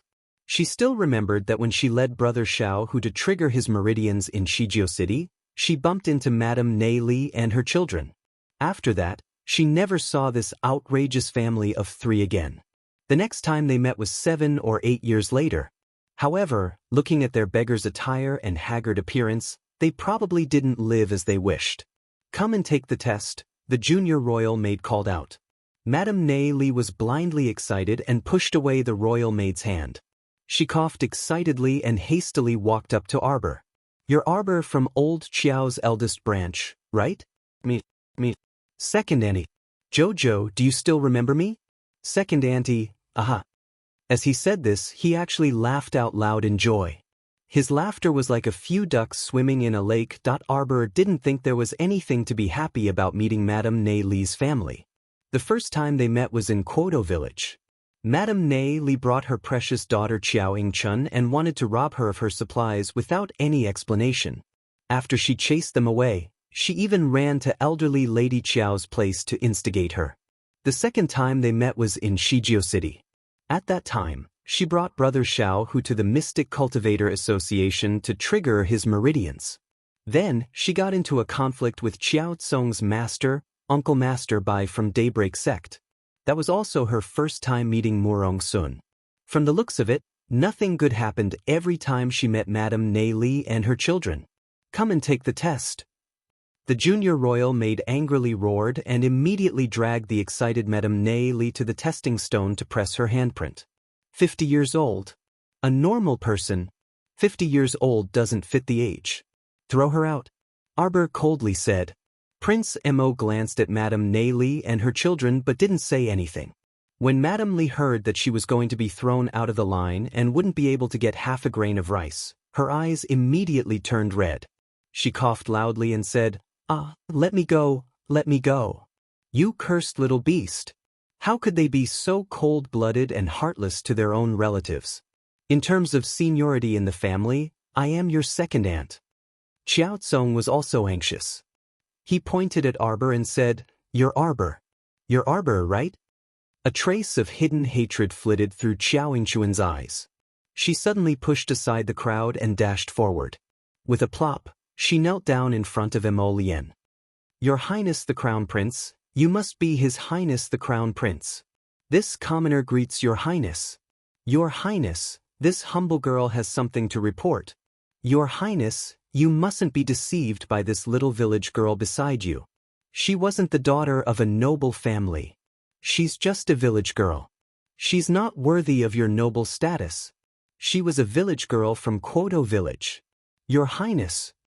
After Xiao Yingchun finished reciting, she turned to look at Arbor and said with a malicious sneer, Arbor, I don't know what method you used to deceive the Honorable His Highness the Crown Prince. But today, I'm here to expose your true identity. The Crown Prince abruptly stood up. Xiao Yingchuan's face was filled with joy as she looked up at the Crown Prince expectantly. As she expected, Arbor had indeed deceived the Crown Prince. The Crown Prince would definitely fly into a rage out of humiliation and punish this woman. What Crown Princess? A village girl delusionally wants to sit in the position of the Crown Princess? She's simply a fool's dream. Tie her up. The end of the night watch.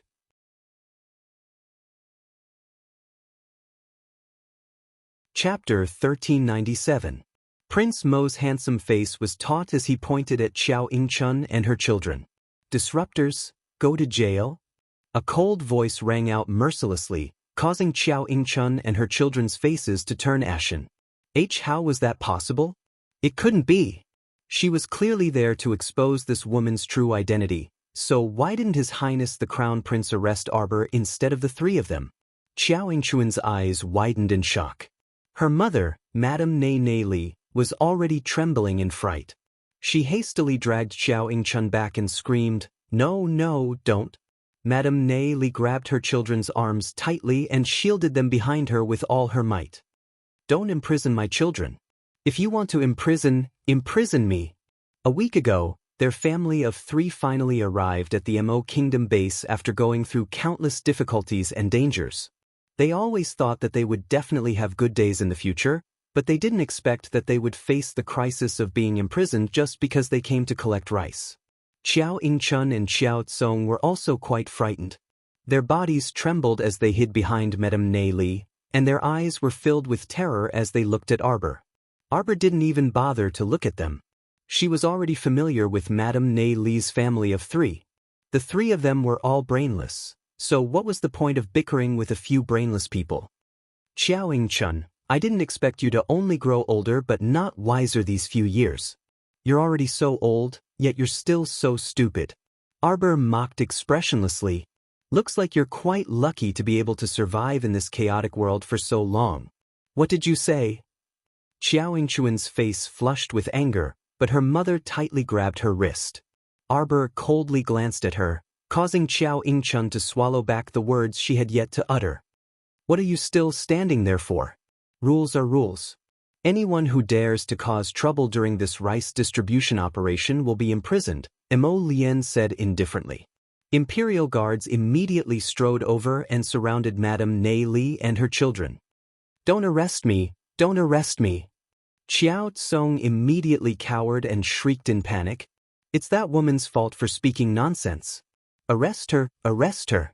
Don't arrest me, I didn't say anything. You coward, what are you saying? Xiao Yingchun shrieked and stepped forward, wanting to kick Xiao Kong. However, she was held down by a few Imperial Army soldiers, and no matter how she struggled, she was unable to break free. Arbor coldly glanced at them and waved his small hand as if he was shooing away flies. The Imperial guards immediately responded with a yes and dragged the Qiao family's mother and sons out of the crowd. Arbor, how could you treat old Qiao's relatives like this? Arbor, I want to see your parents, Arbor. Madame Li seemed to have been slapped twice, so she could only obediently shut her mouth. Did you see that? There was an age limit for receiving grain today. Let me remind you again. Don't come here hoping that you'll get lucky. Once you're found to be an imposter, all of you will be imprisoned. Imperial Army Commander Hui Feng repeated the rules over and over again. Arbor swept a glance over the crowd and did a head count. The 500 grains today would probably be distributed by the afternoon. If there weren't a few people causing trouble in the queue, this distribution speed would still be acceptable. After Qiao Yingchuan's family of 3 was chased out, no one else dared to take the risk of receiving grain despite their age, so everything proceeded smoothly. At 5 in the afternoon, the long queue had already ended. Everyone hugged their grains and happily thanked them before leaving.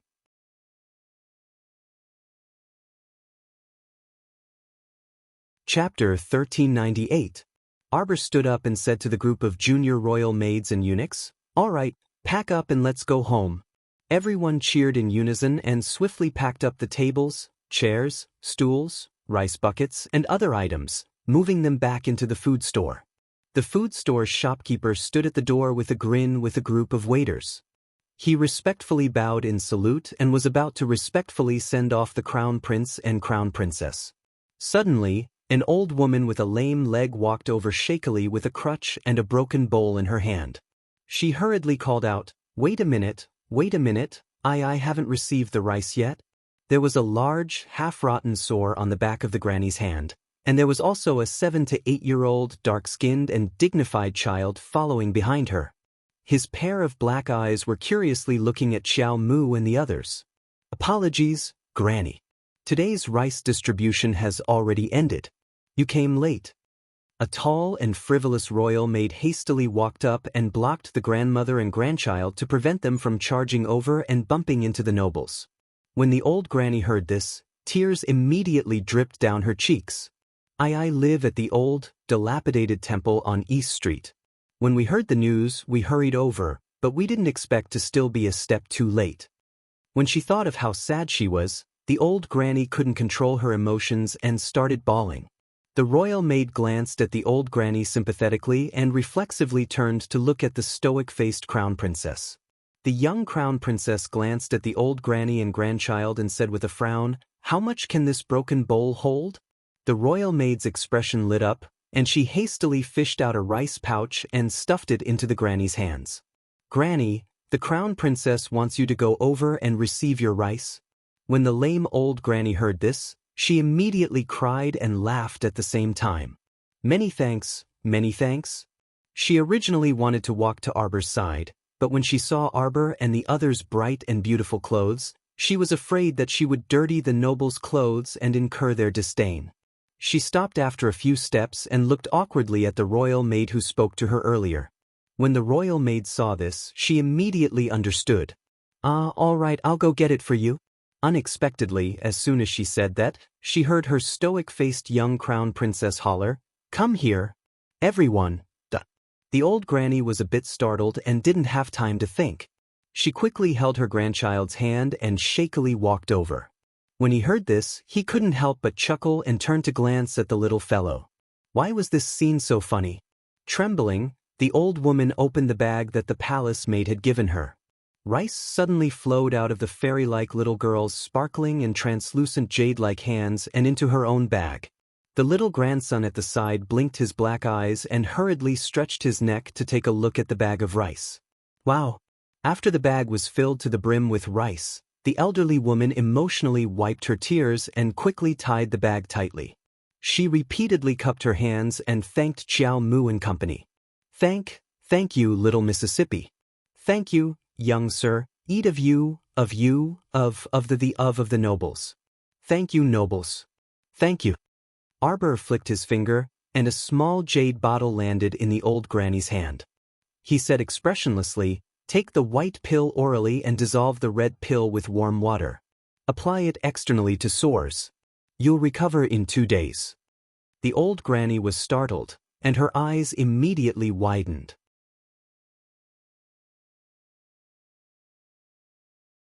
Chapter 1399. But after that little girl finished speaking, she swaggered off with the noble young master beside her without even turning her head back. After the two of them returned to the Eastern Palace hand in hand, Arbor's heart stirred, and he called out for Sapling to drag them into Paradise Planet. "Yesterday, I caught quite a few small animals from the palace's farm. Do you want to come over and take a look?" Arbor pulled his hand in high spirits. With a thought, they came to Sapling's newly built farm. They saw a large open space in front of the magnetite mine, enclosed by a fence that was half a person's height.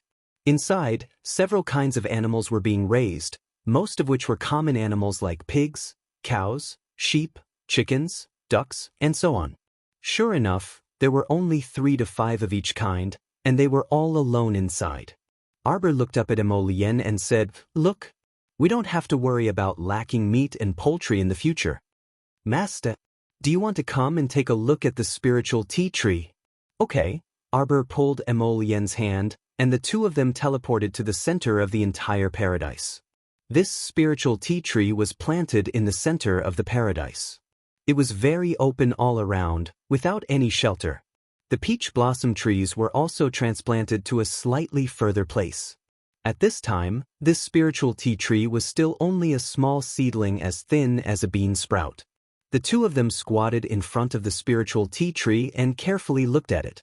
Xiao Mu blinked and asked, "Qiu, this spiritual tea tree is still so small even after so long. When exactly will it grow up?" "Right now, Little Water and Little Earth are still in closed-door cultivation.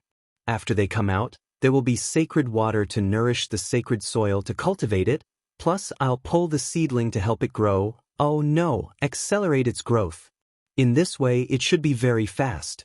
Arbor nodded his little head. "Then when will they wake up?" "I think it's about time. At most, another 10 days to half a month." Arbor hurriedly nodded.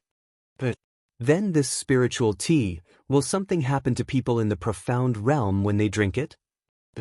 "They can't withstand this spiritual energy, and their bodies may explode. But Master's situation is different. In any case, you can use spiritual energy now." "Then I can't give it to grandmother?" Arbor tilted his head, and his eyes suddenly lit up. "Emolien, come with me." Their figures flashed, and when they appeared again, they were already behind the peach blossom slope. The maple pavilion stood on the slope where peach blossoms fluttered in the wind. The longevity tree with its colorful, ball-shaped flowers was moved to the side of the maple pavilion. On the other side, there was an especially huge mutated peach tree. This peach tree was the one that had been nurtured by little soil. At this moment, it was like a towering tree that towered into the sky. It was covered in fruits, and each peach was as big as a wash basin. It was so big that it was a bit exaggerated. "How about I give grandmother a pair of peaches for her birthday? Then, I'll use high-grade longevity grass to make 2 longevity pills for her. What do you think?" Arbor muttered, "It's a pity that the longevity tree hasn't borne fruit yet. Otherwise, I could make 2 longevity pills for grandmother." The effect of the longevity pill was naturally incomparable to the longevity pill. However, looking at the longevity tree's current state, who knew how long it would take for it to bear fruit? "Baby, it's already very good." Emolien cupped her little face and praised, "Grandmother will be very happy." Arbor nodded. Suddenly, his eyes flickered, and he saw a small snake head poking out from between the leaves of the longevity tree. A pair of big, watery, cute eyes blinked as it looked at Arbor.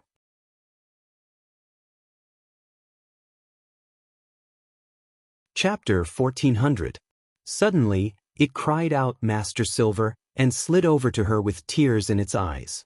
Arbor stared blankly and subconsciously reached out her hand. The little white snake slid its body all the way to her palm and cried pitifully, "Master, master, master. Hungry." Arbor's mouth twitched, while Emolien on the side smiled faintly. She reached out 2 fingers to pinch the snake's head and lifted it up. This crown prince is also quite hungry. Why don't we cook some snake soup? The little white snake shook its wriggling little body, bubbles in its eyes. It turned its head to look at its master and said, "Master?" Slapped. Emolien unhappily slapped the snake's head. "You idiot, why aren't you transforming into your human form?" This summoned beast's body emitted the aura of a beginner's sacred beast. It could transform into a human a long time ago, but it always turned into a cute little snake and acted spoiled and cute in front of his darling Xiao. What a headache. Not only did she have to guard against humans, she also had to guard against beasts. Her heart felt so tired. She had to keep a close eye on it at all times. I won't. The cute little snake proudly raised its snake head. Its eyes were misty as it cutely looked at Arbor. If it had 2 little hands, it would definitely have a look of asking for a hug right now. Arbor couldn't help but be a little speechless. This human and snake could even fight, so what else could she say? She pulled Emolien's hand and held up the little white snake. She glanced at the coquettish snake rolling in her palm and couldn't help but shake her head. Let's make a pot of stew. It's simple and delicious. Emolien's lips curled into a smile. Her eyes were like knives as she poked that damn white snake and said with a smile, snake meat stew in a pot. It's very delicious, Jojo. This damned slandering man. The little white snake's 2 big round eyes angrily glared at Emolien. After a while, Emolien made a pot of mushroom meat stew. The 2 people, 1 snake, 1 ape, 1 chicken, 1 phoenix, and 1 squirrel sat in a circle and ate with relish. It could be said that they were all gathered together today. Other than sacred water and sacred earth who hadn't come out of seclusion, the other summoned beasts and contracted beasts were all present. That little white snake almost buried its head into the plate in front of it. Little snake, I'll give you a name. The moment Arbor said that, the little chick who was pecking at meat with its little mouth, choked on its own. It's here, it's a historical moment again. After the little master continued, the little snake. The little snakes, the master, the little master, the snake, the master, the little, the snake, the master, the master. The blazing blood fire phoenix, who had shrunk to the size of a blue luan, couldn't help but turn its head and roll its eyes at him. Are you sure? I've thought it through. The little white snake nodded its little head vigorously with an expression that said, please give me a name. Arbor tilted its head and thought for a moment. Then I'll call you Snaky from now on. The little white snake. Snaky? Master, are you sure this is a name you came up with after careful consideration? Arbor picked up a mushroom with his chopsticks. Or should I call you Softy? Cough. The Bloodfire Phoenix suddenly felt that the name given to it by this scoundrel wasn't too bad. How about she? Emolien's mouth twitched as she calmly picked up a wineglass. Master, why you should just call me Snaky, the little white snake stuttered.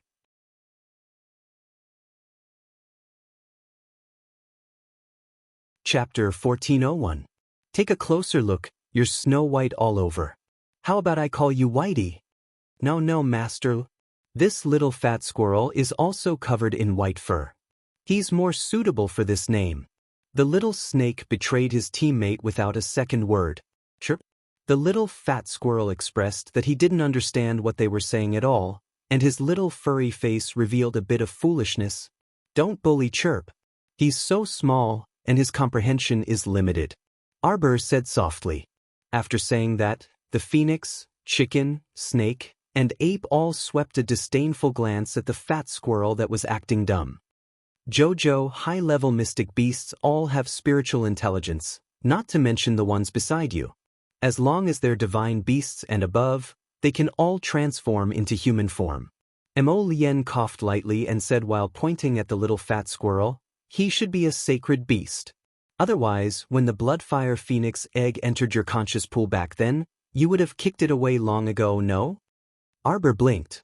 Aside from the ape and the divine bird Qing Luan, in other words, the little white snake, the phoenix egg, And the little fat squirrel beside her were all sacred beasts? Mo Lien nodded vigorously. So don't be fooled by their adorable appearances. Who's adorable?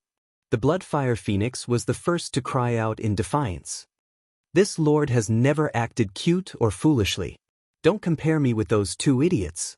If I'm not wrong, this little white snake that's acting dumb. It should be the ancient netherworld great void serpent. He has the power of the netherworld. Mo Lien swept a glance at the little white snake whose eyes flickered. Arbor picked up the small bowl and ate 2 mouthfuls of rice. She looked at the little white snake with sparkling eyes. Then how about I call you Ming Ming from now on? When the little white snake heard that, compared to the unreliable snake, soft, thin, and white names, this Ming Ming sounded much more pleasing to the ear.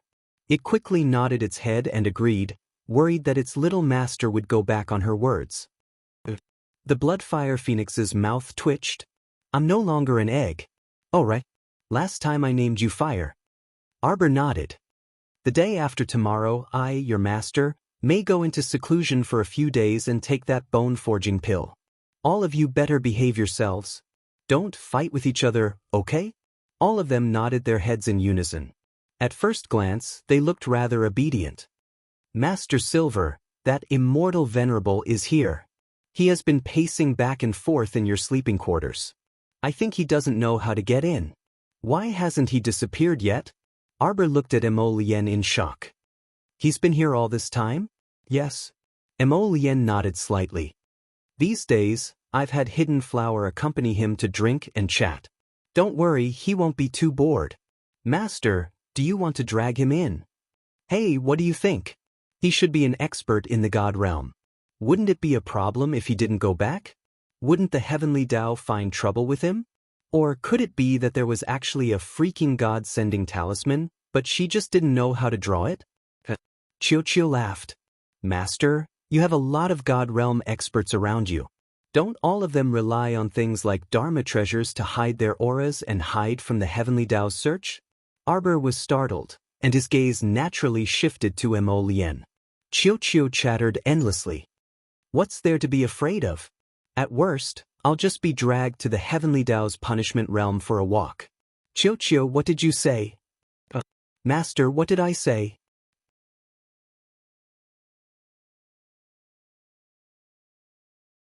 Chapter 1402. Arbor's face was stoic as she said coldly, You did. You were talking about the realm of punishment. Chio, who had a quick tongue, immediately glanced guiltily at Mo Lien, who had an ugly expression on her face, and hurriedly stuffed mushrooms and meat slices into her mouth. No, Chio didn't say anything. Don't tell me you're hiding something from me. Arbor keenly sensed that something was amiss. Mo Lien hurriedly pulled her to her side and smiled reassuringly. It's fine, Jojo. Don't listen to Little Tree's nonsense. What does it know? It's just spouting nonsense all day long. Don't mind it. The sapling flattened its little mouth that was embedded in the tree trunk and snorted. It waved its arms and legs and shouted, Master, I'd better drag the venerable Peach Blossom Immortal in. He's still rummaging through your bedroom looking for you. Arbor. A moment later, a certain venerable Peach Blossom Immortal's eyes brightened as he discovered that he was in a place filled with flying peach blossoms. He looked up and saw that the little girl and her group were under a peach blossom tree not far in front of him. They were sitting in a circle and eating as if they were having a picnic. Wow, little fellow, this mystic domain of yours is probably tailor-made for me, right? Look at how beautiful the peach blossoms are. It's definitely the most suitable place for me to stay. Arbor was speechless. Don't you want to go back? I want to go back. But it's fine if I stay here for a few more days. The venerable Peach Blossom Immortal turned to glance at Arbor pitifully. You don't know where we are. We only know how to cultivate all day long. There's neither good food nor good wine. There's no joy at all. It's not easy for me to come back. I must eat my fill and drink to my heart's content before I leave. Arbor! You glutton! In other words, you dared to provoke the Heavenly Tao for the sake of eating and drinking. Won't there be any problems? There will. If the Heavenly Tao finds out, it'll be terrible. A small punishment might be being struck by lightning. A big punishment might be being thrown into. Ooh. Before the venerable Peach Blossom Immortal could finish speaking, little tree Chio pounced over and stuffed his mouth with a branch. Fuck you. The venerable Immortal angrily pulled the little tree ant off his face and snorted. Then, he put on a smile and sniffed a few times. What are you eating? Come on. Add another pair of chopsticks. Hurry up. It's more fun to eat with more people. After the venerable Peach Blossom Immortal forced his way into this small circle, the three of them gathered together with their beasts. They even brought a few bottles of wine and planned to have a drink. However, Arbor felt as if something was pressing down on her heart. She felt heavy. Occasionally, she would raise her head and see Emolien smiling innocently at her, which made her swallow the question she was about to ask. Sigh, forget it, forget it. Since they don't want to talk about it for the time being, then I won't ask. Arbor finished the rice in his bowl and wanted to scoop 2 spoonfuls of soup, but then he found, where's the soup? There's no more soup. This pot of stew was enough for at least 7 or 8 people, but it was finished just like that. Everyone's appetite was really good. The next day, Emolien accompanied Arbor back to the Marquis of Jiyuan's residence. Knowing that the Crown Princess was returning home today, the main gate of the Marquis's residence opened wide early in the morning. Xiao Zhongbang and his family were all waiting expectantly.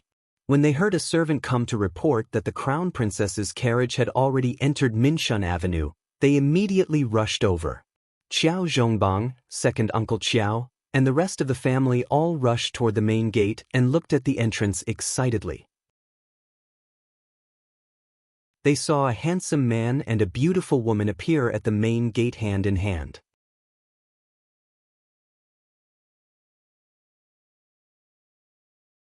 Chapter 1403. Greetings, Your Highness the Crown Prince. Greetings. Everyone's eyes curved into crescents as they stepped forward to greet him. We're all family, no need to be so courteous. Older sister is back, older sister is back. Xiao Lin cheered and was about to pounce over to give her older sister, whom she hadn't seen for many days, a hug. Unexpectedly, a small figure was faster than her. He jumped in front of Arbor and hugged her leg, shouting, "Benefactress, benefactress, benefactress." Arbor couldn't help but find it funny. She bent down to pick up the little monk and knocked on his little head. You missed me? This little monk missed Benefactress very much. When Benefactress wasn't here, this little monk couldn't eat or sleep in peace. Pooh.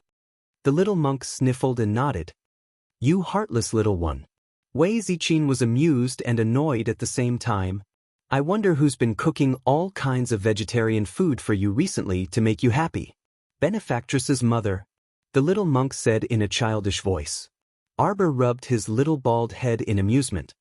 Mother, let's go in and talk. The group of people moved to the main hall and gathered together, laughing and chatting happily. When they talked about yesterday's trip to Shilua Street to distribute food, Xiao Lin pouted angrily and said, Why didn't Big Sister bring me to something so fun? Wei Ziqin hit her daughter in annoyance and reprimanded softly, You can play with anything. Father, mother, second uncle, second aunt, younger brother, younger sister, we brought you some small gifts. Take them and distribute them. Emolien had people move the things in and handed them out one by one. For mother and second aunt, there was a set of head ornaments and jewelry. For father and second uncle, there was a famous calligraphy and painting. For younger brother, there was a set of the 4 treasures of the study. For brother Xiao, there was a famous sword. For Xiao Lin, there was a pair of golden brocade wristbands. Everyone couldn't help but hold their gifts, grinning from ear to ear. This is for eldest aunt and cousin Roland. If mother visits them later, you can bring it over. Good, good, good. Wei Ziqin chuckled and nodded. The little monk sat on Arbor's lap and looked at the gift boxes in everyone's hands. He asked weakly, I don't have any? Arbor couldn't help but find it funny. With a flick of his wrist, he took out a pink and fluffy hat from his inner world and put it on the little monk's bald head. Yes, yes. Ha. Jolin was laughing so hard that he fell down. Did you see that? That lotus flower was embroidered by Big Sister. Do you like it? Arber's eyes curved as he lowered his head and asked the small monk. The corners of Emolien's mouth twitched silently. He didn't know if he should praise his wife for her hobby of embroidering lotus flowers. The little monk reluctantly nodded his little head. She looks a little ugly. Everyone hurriedly held back their laughter, pretended to cough, and each took a cup of tea to drink. Don't complain, I'll tell you. Arber flicked his little head. Wear it when you go shopping in the future. Don't always show your bald head. But it's a little hot. Second Uncle Chiao choked on his tea. It was going to be hot soon, and his little niece actually gave the little monk a fluffy hat. This was simply, "Did you do your morning ritual today?" Arber changed the topic. "I finished it yesterday," the little monk muttered to himself, immediately forgetting his earlier protest.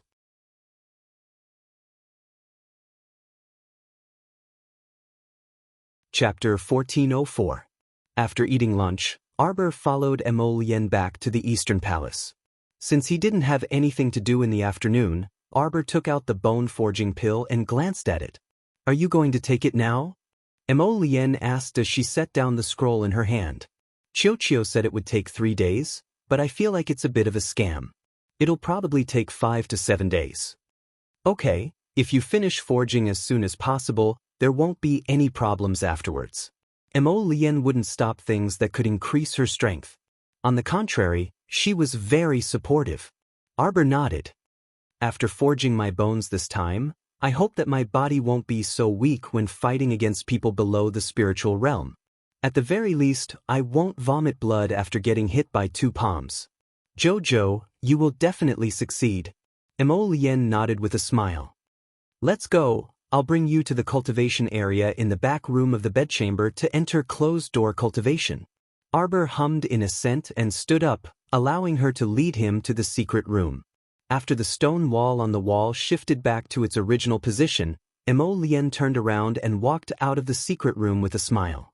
Hui Feng flipped in from outside the window and cupped his hands. "Your Highness, how is the investigation going?" Hui Feng nodded. "According to the information that the Hidden Night Pavilion has collected over the past few days, we have basically confirmed it. It was Commandery Princess Injin who arranged for a group of local ruffians to cause trouble on your Highness's big day." A severe glint flashed past Emolien's eyes. As expected, it was this sick woman. She actually dared to ruin such an important day of his big day. Simply abominable. "Your Highness," Emolien ordered coldly, "continue." But that day, when the Crown Princess was serving tea, the person who bribed the royal maid Kaichin to poison Her Majesty the Queen Dowager was not Commandery Princess Yin. Hui Feng said, but Her Majesty the Queen Dowager seems to be convinced that it was Commandery Princess Yin who poisoned her. Was it the vassal king of Anan's estate? Hui Feng nodded. "That's right. There is a maidservant in vassal King Consort Wu's estate, and she is the royal maid Saichin's younger sister. After this person was captured, Princess Anam had been secretly instructing Kaichin to do things." Emolien sneered. "You don't have to tell me the truth. Let's just let grandmother think that this ingrate did it. This way, it would be easier for him to make his move and prevent his grandmother from being soft-hearted and obstructing him." Before evening, the Crown Prince went to the Great King's imperial study and talked to his father about something. When night fell that night, an abrupt imperial edict was sent to the vassal king of Anan's estate.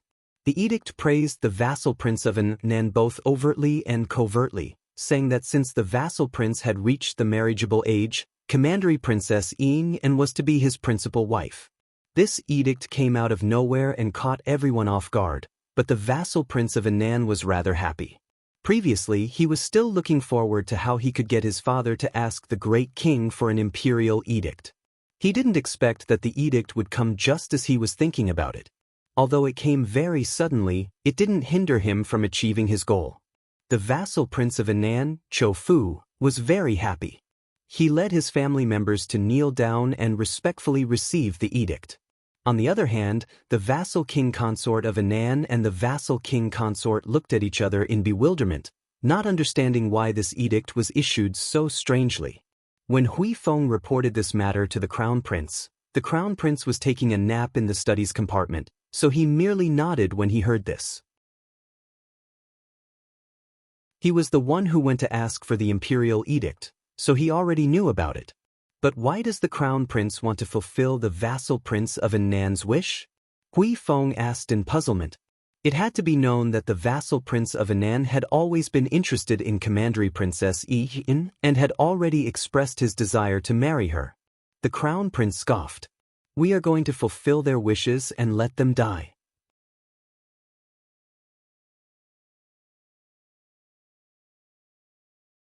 Chapter 1405.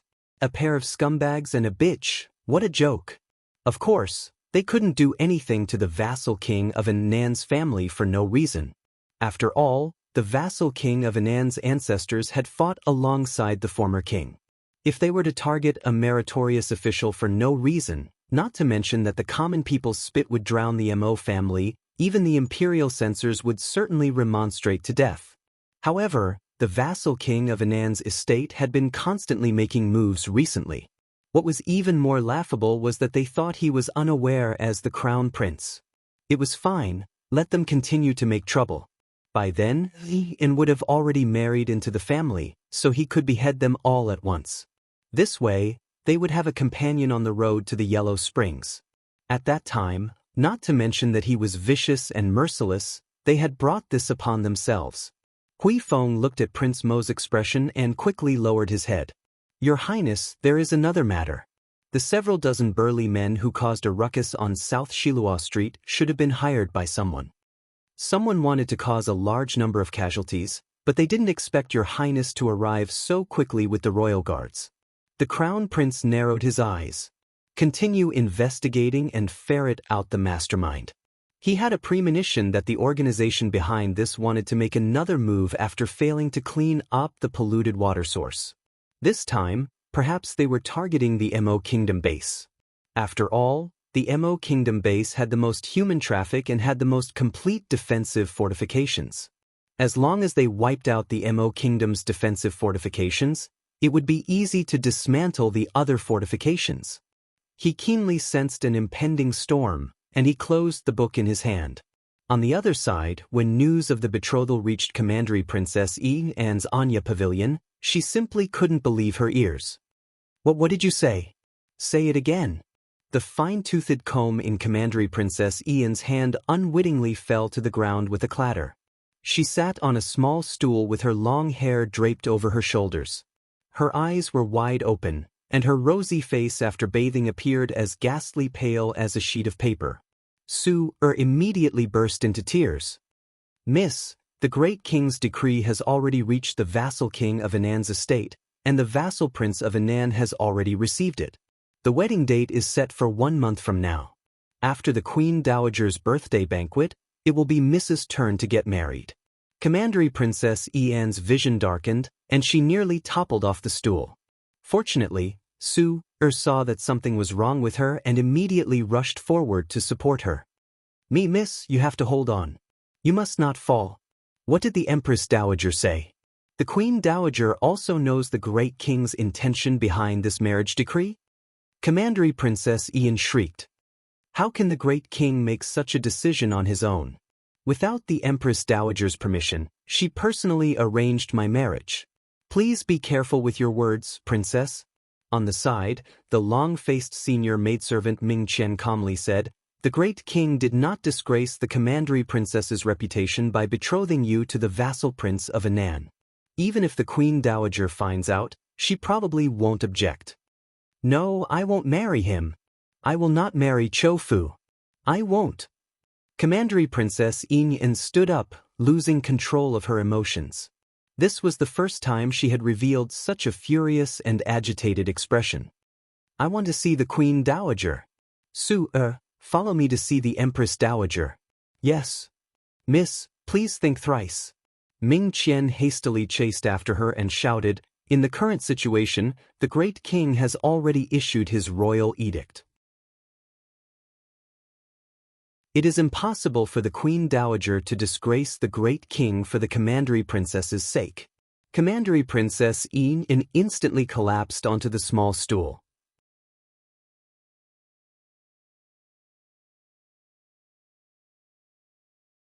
Chapter 1406. However, before she could sit properly, she collapsed limply onto the ground.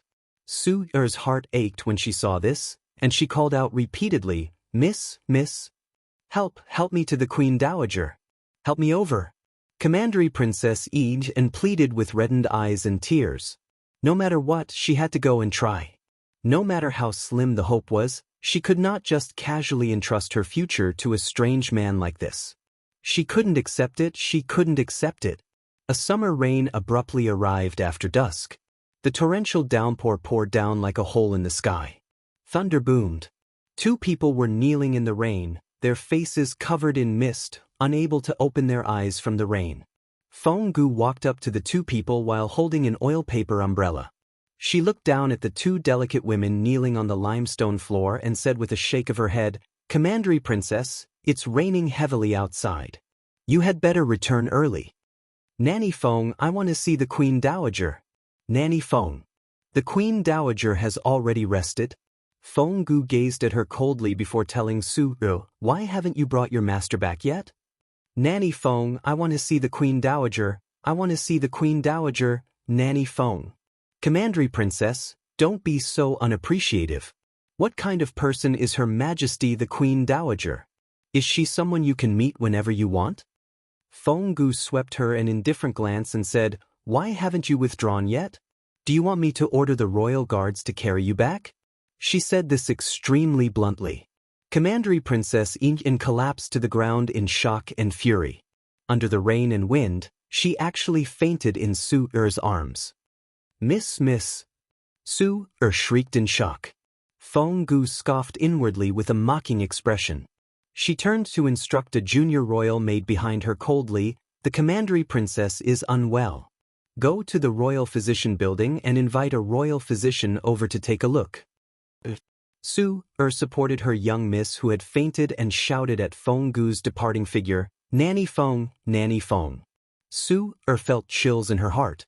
It turned out that after losing the Queen Dowager's favor, the master and servant pair's days in the palace were actually so difficult. My Lotus's section break. Ever since Arbor consumed the bone-forging pill, he sunk into a wondrous realm. She activated her inner vision and could see that her bone marrow and meridians were being forged and expanded at a speed visible to the naked eye. Naturally, this process was extremely unpleasant. However, after experiencing the pain of the secret realm fusing with the blood vessels in his dantian, all of this seemed to be nothing to Arbor. She calmed herself down and sat there cross-legged. Just like that, she stared at her own bone marrow meridians as they changed inch by inch under the forging of the bone-forging pill. At this moment, her bone marrow was gradually covered with a layer of white light from her thighs, sternum to her skull. It looked extremely holy and radiant. If there were any outsiders here, they would definitely be very surprised to see that the little crown princess was emitting strands of holy white light all over her body. When all of her bones turned into a lustrous white color, Arbor understood that this should be the metamorphosis that the sapling Chio had mentioned, the transformation from a mortal skeleton to a mystic skeleton. At this time, the changes to her body were very obvious. Not only had her defensive endurance greatly expanded, but her attack power had also reached the point where she could send a mystic cultivator below levels 15 flying with a heavy punch. It was hard to find a match below the spiritual realm.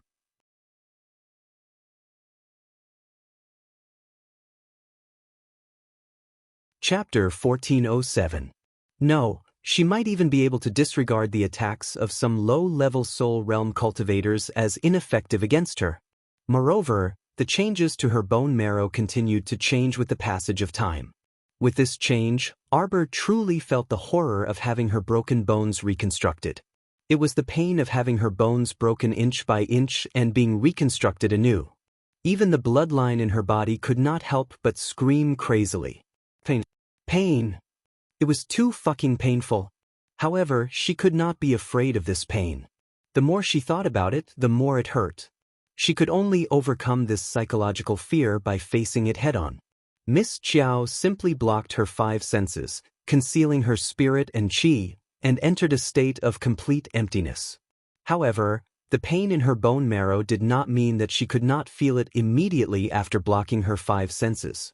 The pain that penetrated deep into her bone marrow still existed, but it was slightly better in comparison. Arbor suddenly opened her eyes. Within her inner vision, she discovered that her bone marrow had turned from glowing white to being covered with a layer of faint purple light. This faint purple light was still gradually turning into a faint pinkish-yellow color. However, cold sweat trickled down her head, and she felt that her bone marrow was about to go numb from the pain.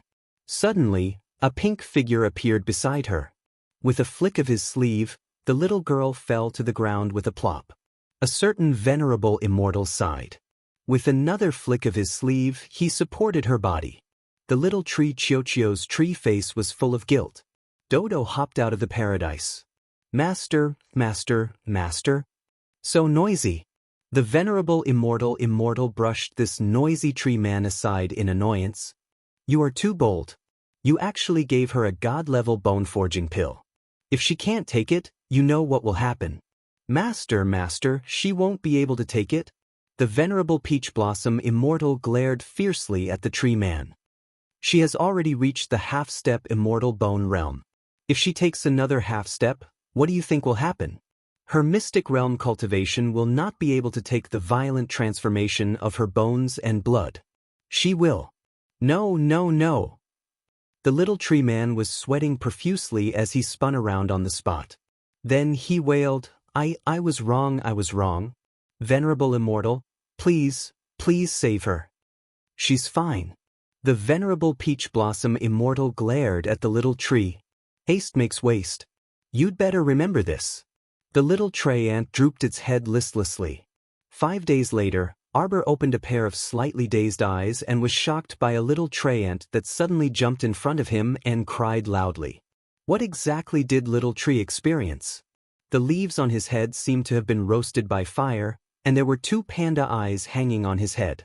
He looked like he had been beaten up several times. Arbor was speechless. He touched the scorched leaves of the sapling and asked, What's wrong with you? Master. Just as the sapling was about to jump onto the bed, it was kicked to the corner by the little water baby who suddenly jumped up. The sapling held its head and counted mushrooms. Master. The water child's tears pitter-pattered down. With a flip of her hand, Xiaomu took out a jar from her inner world and adeptly collected the sacred water. The little water baby was speechless. Master, you worried us to death. A squarish lump of dirt suddenly popped out from behind the little water baby and said naively, You don't know. You've been unconscious for 4 to 5 days. You scared me to death.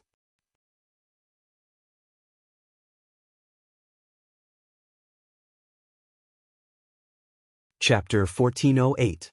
2. 844 Fooling around, are you even human? With a flick of her sleeve, Emolien brushed the little ones to the side. Sitting down by the bed, he raised his hand to touch Arbor's forehead.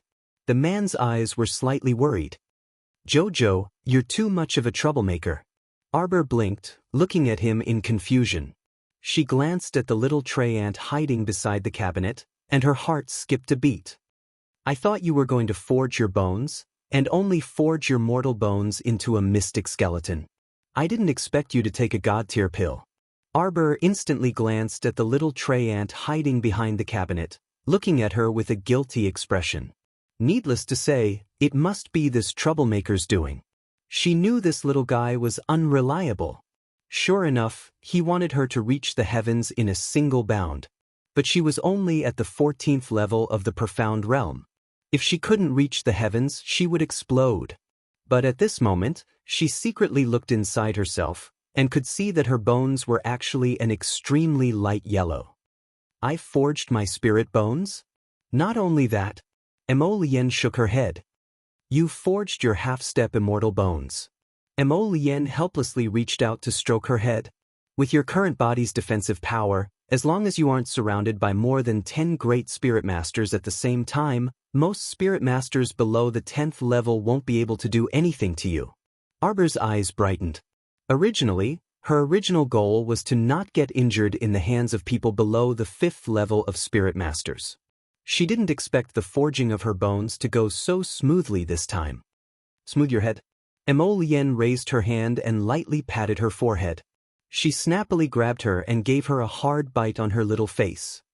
If I don't keep a close eye on you, you'll mess around. When you go into seclusion in the future, I'll watch over you from the side. Darling Qiao immediately shook her head like a rattledrum. No, how can I calm down with you by my side? Hearing this, Emolien's phoenix eyes brightened. She raised her hand and pulled her into her embrace. But, are you panicking when you see me? Arbor was both amused and annoyed. He raised his hand and smacked him. Nonsense. How are you talking nonsense? Why don't you admit it? Emolien rubbed her head. How are you feeling now? How do you feel? Arbor tilted his head and suddenly reached out to pinch his face. I feel a little hungry. You haven't eaten for 4 or 5 days. Emolien held her hand and got off the bed. He turned his head and stared straight at her. Arbor looked down at himself. Why are you staring at me like that? Take a look. Emolien casually stuffed a bronze mirror into her hands. Xiaomu couldn't help but be taken aback after taking a look. As it turned out, after forging her bones, her skin had become even more delicate and translucent. On her tender little face, her almond-shaped eyes were glowing, and she looked extremely beautiful. So delicious. Emolien reached out and picked her up, then frowned. You've lost weight again. Someone, prepare the meal. Emolien carried her to the table while muttering softly, Jojo, you have to eat an extra bowl of rice every day. This way you can quickly grow taller and fatter. She no longer had extravagant hopes for growing taller. After rolling his eyes at him, Arbor dragged a stool over to sit next to him. Nothing happened while I was in seclusion, right? No, everything was calm and peaceful. I was so idle that I had nothing to do every day. If you want to talk about something major, it might be the great king's betrothal between the vassal prince of Anan and commandery princess E.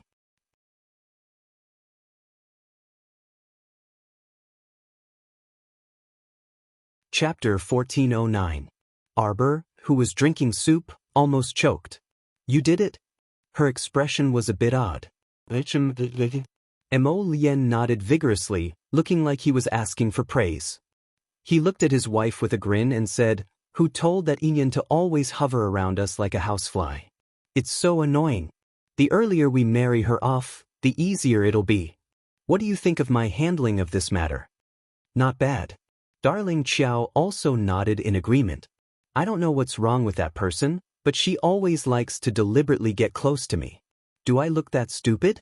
How can I become good sisters with her just by letting her bluff me a bit?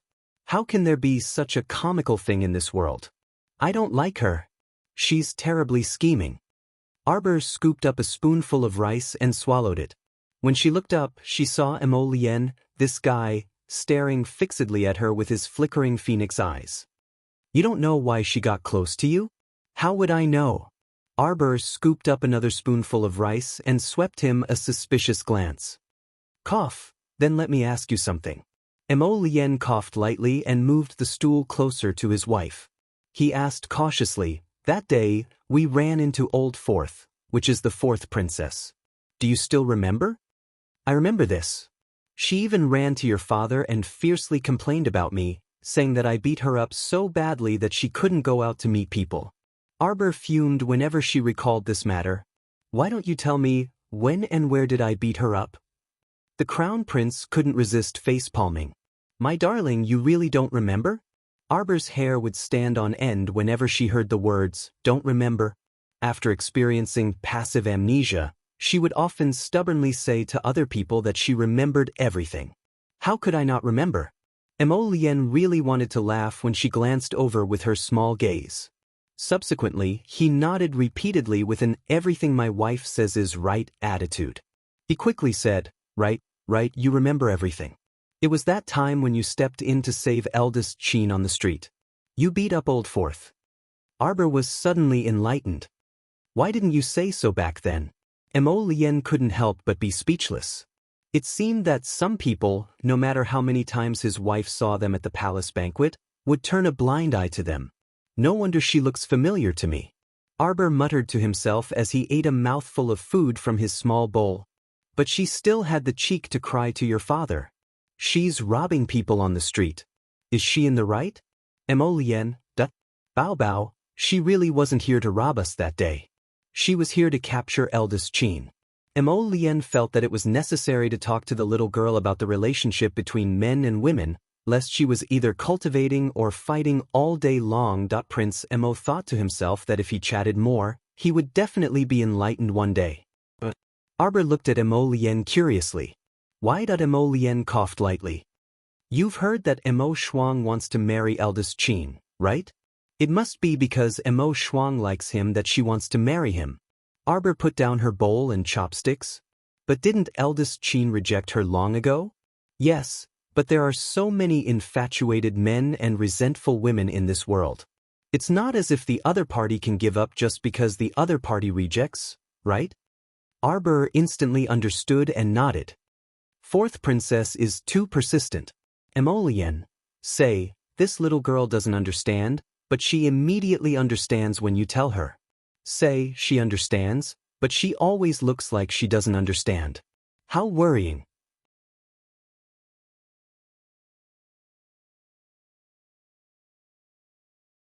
Chapter 1410.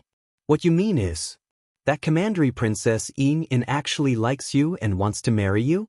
That's why she's been trying to get close to me and become good sisters with me? Look, this little fellow was so perceptive and could infer many things from one instance. She could completely understand with just a little bit of explanation. It looked like there was still a lot of hope in enlightening her. He had to put it on the agenda as soon as possible. However, Arbor felt very uncomfortable on the inside. She didn't know why, but when she heard Mo Lien say that whatever Commandery Princess wanted to marry him wholeheartedly, it was like she had swallowed a fly. She felt very uncomfortable all over. When is she getting married? Wasn't this topic jumping a bit too quickly? Mo Lien couldn't resist replying, after the Queen Dowager's birthday banquets? You can't let her get married right away? Darling Qiao pulled a long face. Mo Lien couldn't resist sputtering with laughter. A vassal prince and a commandery princess getting married in a month is already considered a hasty wedding. Darling Qiao pursed her lips. All right then, I wish them a long and happy marriage. Look at how awkward she was and how proud she was as she said it. Mo Lien laughed out loud and pulled her onto her lap. Jojo, you're unhappy. I am unhappy. Arbor nodded honestly. I don't like her liking you. Mo Lien's eyes were bright as she looked down at her. Darling, do you know why? Arbor nodded and replied bluntly, because you are mine. I forbid her from liking you. Oh my God, this answer simply made Prince Mo burst with joy. Darling, what should I do? You're going to charm me to death. Sure enough, this fellow in front of her was so close to her, and her pair of beautiful eyes were glowing. Such a good-looking person indeed made her a bit flustered. Arbor coughed dryly and muttered good-for-nothing inwardly, her large eyes darting to the side in embarrassment. Do you know Jojo?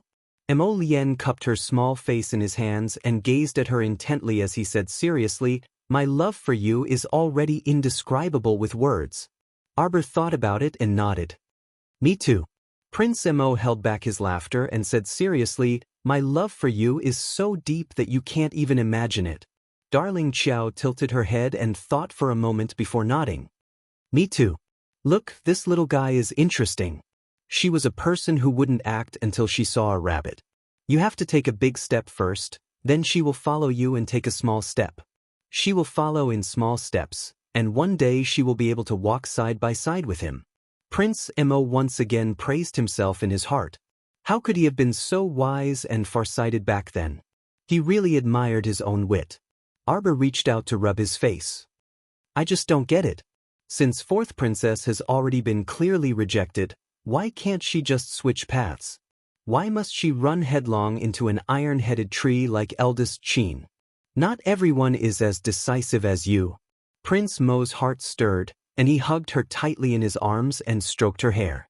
You can say that she doesn't understand love, but she can see things so clearly sometimes. Mo Lien lowered his head to kiss her face. Qiao Qiao, let me ask you something. Yesterday, I found a small booklet with both pictures and text in your official box. Was it for you to study? Mo Lien widened her almond-shaped eyes and looked innocently at Arbor, who had reached out to cover her mouth. The little guy spat at him, and her face flushed red as she immediately moved away from his lap and ran out. I'm going to eat first. Wait.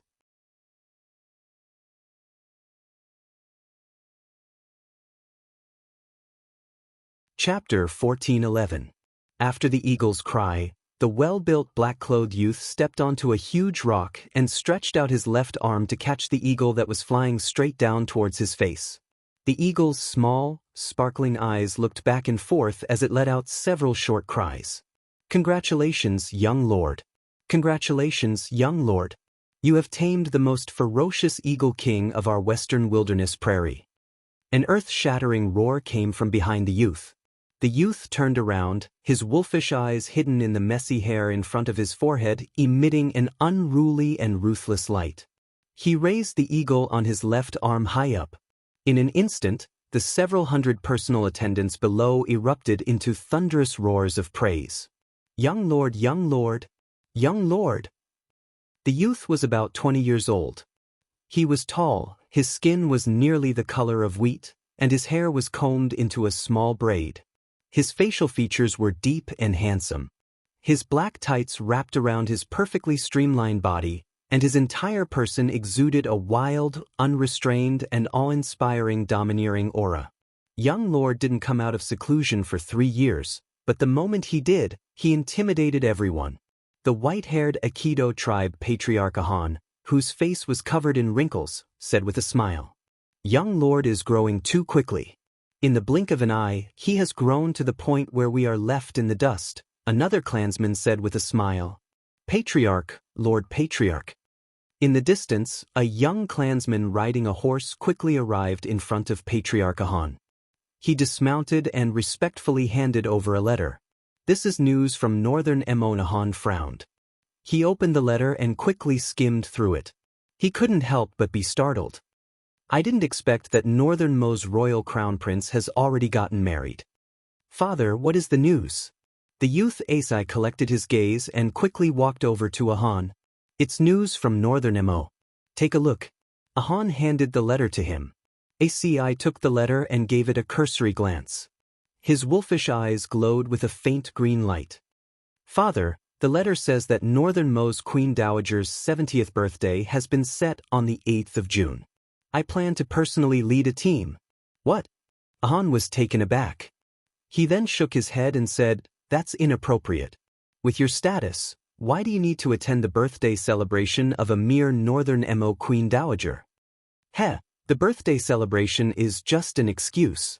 The most important thing was that he finally had the qualifications and strength to meet this crown prince of Northern Mo. He was determined to get back at this person for all the humiliation he had suffered back then." "Big brother." Ali spread his legs and straightened his body. "I'll go with you." "Ali, you're also causing trouble." Ahan glared at his son Ali in disapproval. "Young master." Ahan wanted to say something else. However, Yas raised his hand and stopped the latter half of his sentence. Yas turned around with a cold expression and fiercely flung the black cloak behind him. "I've already made up my mind. You don't need to persuade me anymore. Pass down the order. Bring some gifts. We will set off tomorrow." Yas stepped down from the hill and looked up at the clear blue sky. A dark light flitted across his deep eyes. "Wait, damn girl. I said I would come back for you. Wait." He muttered to himself as his tall figure gradually disappeared into the distance. Ali originally wanted to chase after him but was stopped by his father, Ahan. "Don't chase. Since young master has decided. Ali, you will set off tomorrow to accompany young master to Northern Mo. Remember, at the crucial moment, use your life to protect our young master."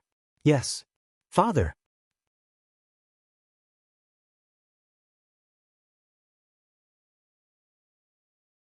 Chapter 14:12. Chieftain, chieftain.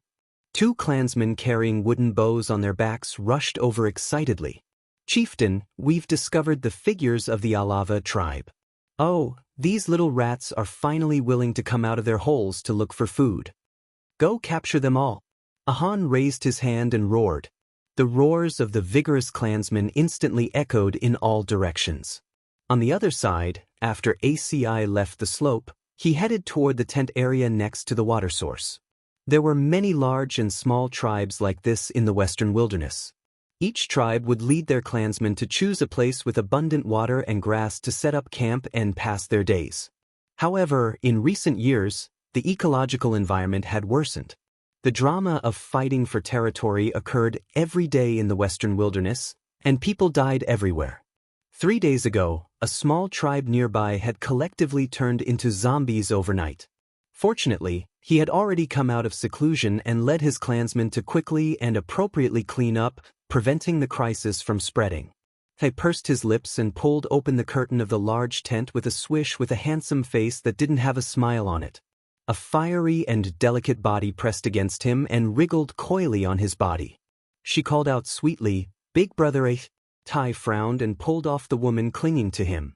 He shoved her away. "Go away." His disgust was evident in his words. Akira's small face stiffened. She had deliberately dressed up today to see her big brother ACI. With such stunning looks, no matter who saw her, they would be very attracted to her. However, only her big brother ACI was so disdainful of her from beginning to end. She was the peerless pearl of their Aikido tribe and the adopted daughter of the chieftain. She had been born proud and outstanding. Whether it was in terms of talent or beauty, she was one of the best among her peers. She was deeply loved by countless men in the Aikido tribe. But now, for this even more outstanding man in front of her, she didn't mind lowering her noble head. "Big brother ACI, I also want to go to northern Mo with you. I heard others say that northern Mo's land is vast, with glazed tiles and gold everywhere. I want to see this kind of country. Big brother ACI, we're a large group of men. Why would a woman like you come with us? You won't be able to make it." Yasa's words were full of contempt for Akira. Akira immediately said indignantly, "I'm a level 8 mystic cultivator. In the entire clan, I can be considered to be one of the top few. Big brother, you see, you underestimate me too much. Isn't it just traveling? How can I not keep up with your speed?" Yas glanced at her coldly. "Women should just stay in the tent obediently and wait on people. Don't come out and cause trouble. You don't need to be stronger than a man." Akira's eyes immediately reddened with grievance. She stomped her feet and said, "I'll tell Daddy that I must go with you. You can't get rid of me." After saying this, he lifted the curtain and ran out, almost bumping into a bearded clansman. That clansman immediately laughed and said, "Akira, what's wrong?" Akira ran off without looking back. Tai coldly glanced at her back but didn't say anything. "Young master." ACI looked up and said to the bearded man, "Prepare to set off tomorrow." "Yes, Songka will solemnly obey young master's orders." The bearded man placed his hand across his chest and bowed respectfully.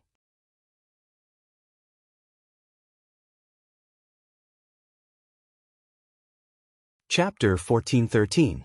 Today's weather was exceptionally good, so Arbor had someone bring out the food box and tea. She ate while flipping through medical books in the Eastern Palace's small garden. With a wave of her small hand, a royal maid immediately handed over a plate of cut oranges. The little fellow raised her head and glanced at this royal maid who had just been transferred to her side, hiding. In reality, she could tell at a glance that this Haitang should be from the female hidden guard camp. Like Xiao Yao, she was skilled in martial arts. However, compared to the chattering Xiao Yao, this Haitang was much quieter. At such a young age, she was very steady and did things methodically. It was just that she was a bit wooden. "Crown Princess, do you want to change the tea?" Haitang suddenly asked. "Alright, change it then." Arbor flipped through a page as she spoke indifferently. "Crown Princess, then Haitang will change it for you." Arbor watched as she skillfully changed the tea and suddenly asked, "What has the Crown Prince been busy with these past 2 days? Why is he nowhere to be seen all day?" "His Highness the Crown Prince has been busy receiving guests from various countries these past 2 days. There are still 2 days until Her Majesty the Empress Dowager's birthday banquet. His Highness the Crown Prince will be very busy." Haitang replied stiffly. Arbor pursed her lips. "How many countries have come?" Northern Way will arrive at our Mo Kingdom capital today. In this way, all the northern countries, large and small, have basically all arrived. As for the south, the Southern Bailey Kingdom and Southern Shao Kingdom will come. Also, Arbor was only casually asking. Her head hurt when she heard Haitang recite the names of the various countries as if they were her family treasures. It wasn't like she really wanted to get acquainted with them. If she had so much free time, she might as well go to sleep. Miss. Xiao Yao ran over jubilantly, but before she could speak, Arbor teased her. Calm down, my sister-in-law. Xiao Yao's pretty face immediately flushed red. Embarrassed, she rolled her eyes and said, Miss, you're teasing me again. The joke. Your marriage is already on the agenda. Otherwise, the crown prince wouldn't have put Haitang by her side. This was to transfer Haitang, the female hidden guard, to a place where she could order her around. I don't want to talk to you about this. Xiao Yao stomped her feet. I almost forgot about my business because of you. I'm telling you, the princess of the Southern Shao Kingdom is here. Arbor's eyes lit up and he quickly asked, Where is it? We're almost at the city gate.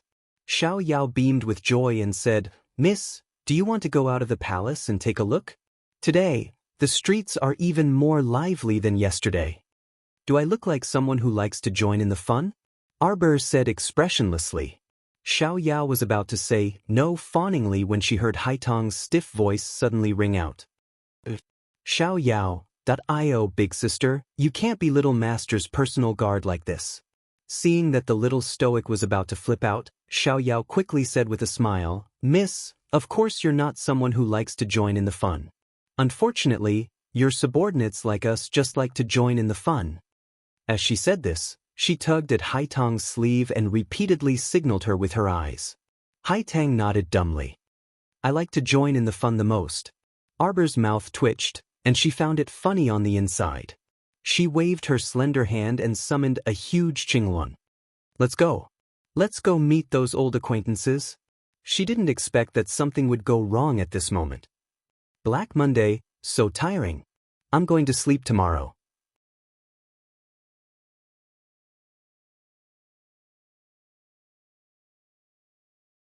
Chapter 14:14.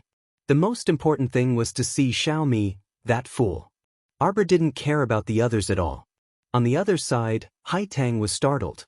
She had only followed the crown princess for 2 or 3 days and had always heard her companions talk about how powerful the crown princess was.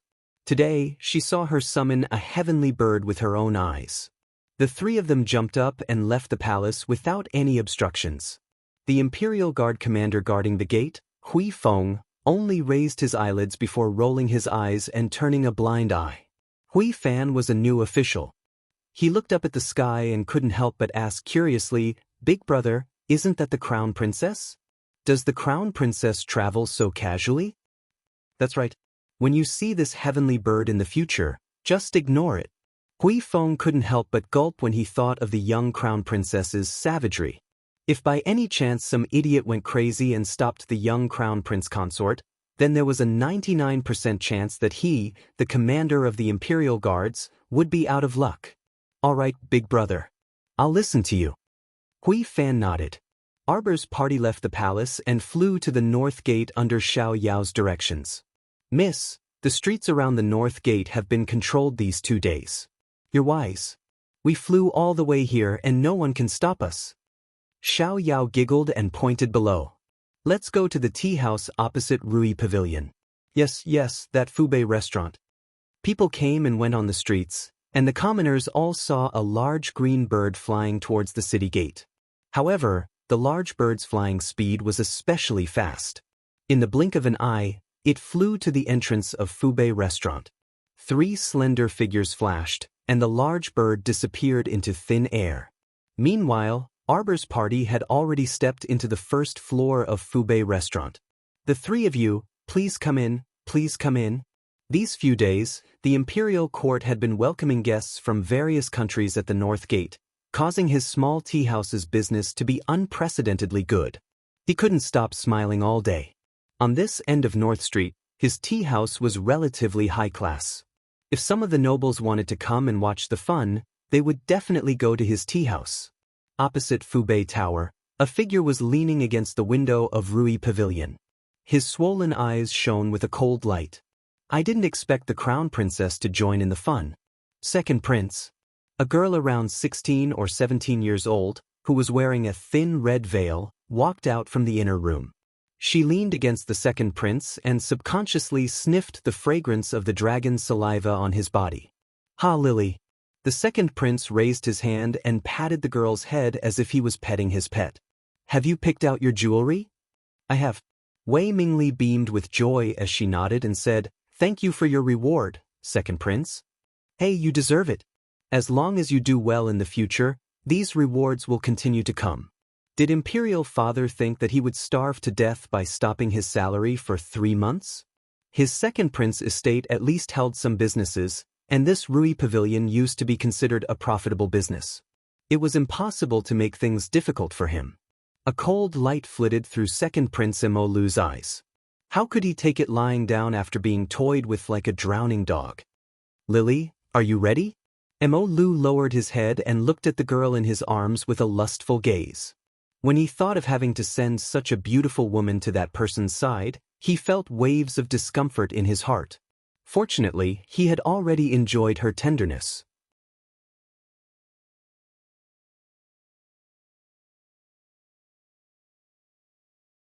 Chapter 14-15. A severe glint flitted across the girl called Lily's lowered eyes. She nodded and called out delicately, "I am ready to cooperate with you at any time, second prince." "Ah, good. The second prince, Mo Lu, laughed loudly as he pinched her soft buttocks. "I just knew that you were a smart person. You didn't waste the large amount of manpower and resources I spent to train you for the better part of a year. Lily will never forget second prince's great kindness to me." Miss Lily called out delicately again. She raised the man's chin with her slender finger and restlessly crawled over the man's protruding Adam's apple. Mo Lu's heart warmed slightly. When he thought about how he was going to give away such a stunner today, he might as well make the best use of his time. The second prince picked up Miss Lily and strode behind the screen. Miss Lily giggled delicately. Not long after, Miss Lily's light gasps of pleasure could be heard from inside that the screen was vaguely imprinted with 2 intertwined figures. The second prince had already lost himself in the passion and was completely intoxicated. However, Miss Lily abruptly turned her eyes away and shot a sharp gaze outside the window. She thought to herself, "I, Wei Mingli, will definitely become outstanding and have boundless glory in this life. Whoever had humiliated her in the past would have to pay back 1,000 times the price in the future, including this second prince who treated her like a plaything." Miss Lily's slender fingers, which were painted red, slid across the back of the second prince's head, causing the man's entire body to tense up instantly. On the other side, Arbor and his servants were sitting in a private room by the window on the second floor. After ordering a pot of tea, they sent the waiter away. This year, a pot of good tea also cost a lot of mystic currency. There was no other reason than that ever since the tea trees were largely contaminated, the tea leaves would only become more and more expensive in the future.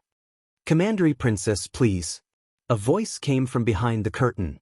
Arbor turned to look and saw Commandery Princess Yin slowly walking in, accompanied by her maidservants Ming Qian and Su. After not seeing her for so many days, Yin looked haggard.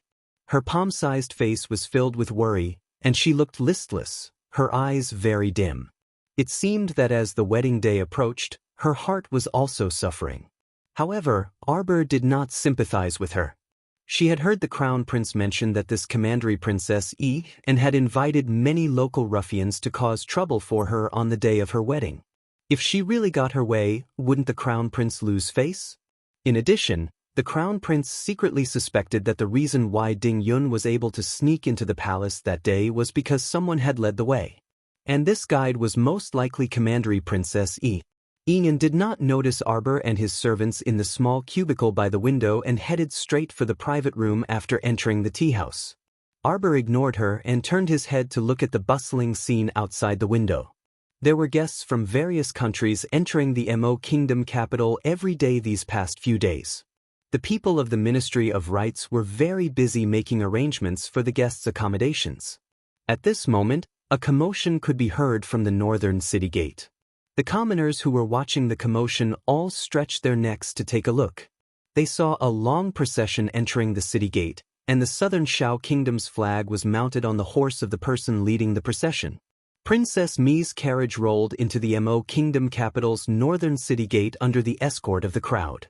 Arbor's eyes lit up, and he was about to fly down when Xiao Yao pressed down on his petite hand. Miss.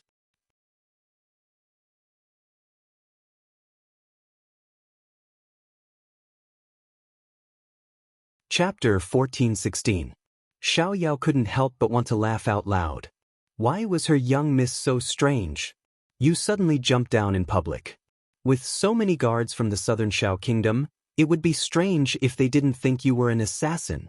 I was bored and wanted to reminisce about the past. Arbor pointed at Princess Xiaomi, who was surrounded by a thin veil. Xiao Yao's mouth twitched. If you jump down now, the streets will definitely be in chaos. Arbor pursed his lips and leaned against the window with his chin propped up. His eyes flickered as he looked at Princess Mi's carriage. Xiaomi definitely didn't see me now. There are so many people below. Xiao Yao suddenly paused midway and frowned as she looked at the group of people barging into the city gate. Make way, make way, make way. The carriages behind suddenly squeezed through the city gate and attacked the southern Shao Kingdom's guards without any explanation. The southern Shao Kingdom's guards naturally weren't fools and wouldn't passively take a beating. The two sides started pushing and shoving, and it quickly turned into a street brawl. The Assistant Minister of Rites, Huang Yi, was dumbfounded when he saw the situation.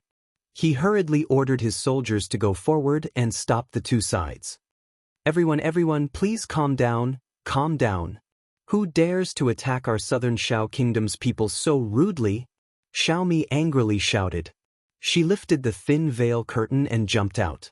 Her red dress sparkled under the sunlight, and Princess Mi's eyes revealed a trace of pride. Princess Mi, the Assistant Minister of Rites, Huang Yi, quickly went forward and cupped his hands. Please calm down. Young Lord, young Lord. Young Lord, young Lord. Without waiting for Princess Mi to shout a few words in an awe-inspiring manner, the other party's voice, which was obviously more powerful than hers, immediately suppressed the voices of her and the group of weaklings from the southern Shao Kingdom. Fuck, Princess Mi's face was bursting with anger. Where did this fool come from? He just entered the city and already caused such a big commotion.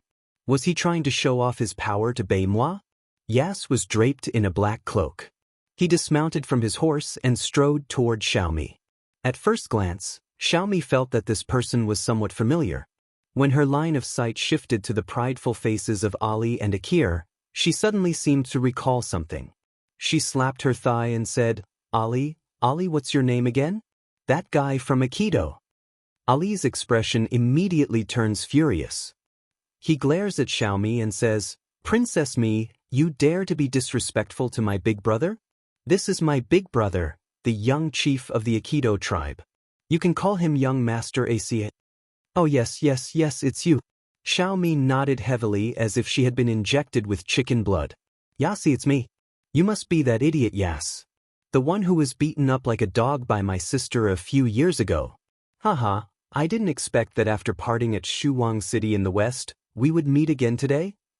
Xiaomi's eyes suddenly widened as she stared at the fist that was suddenly thrown at her.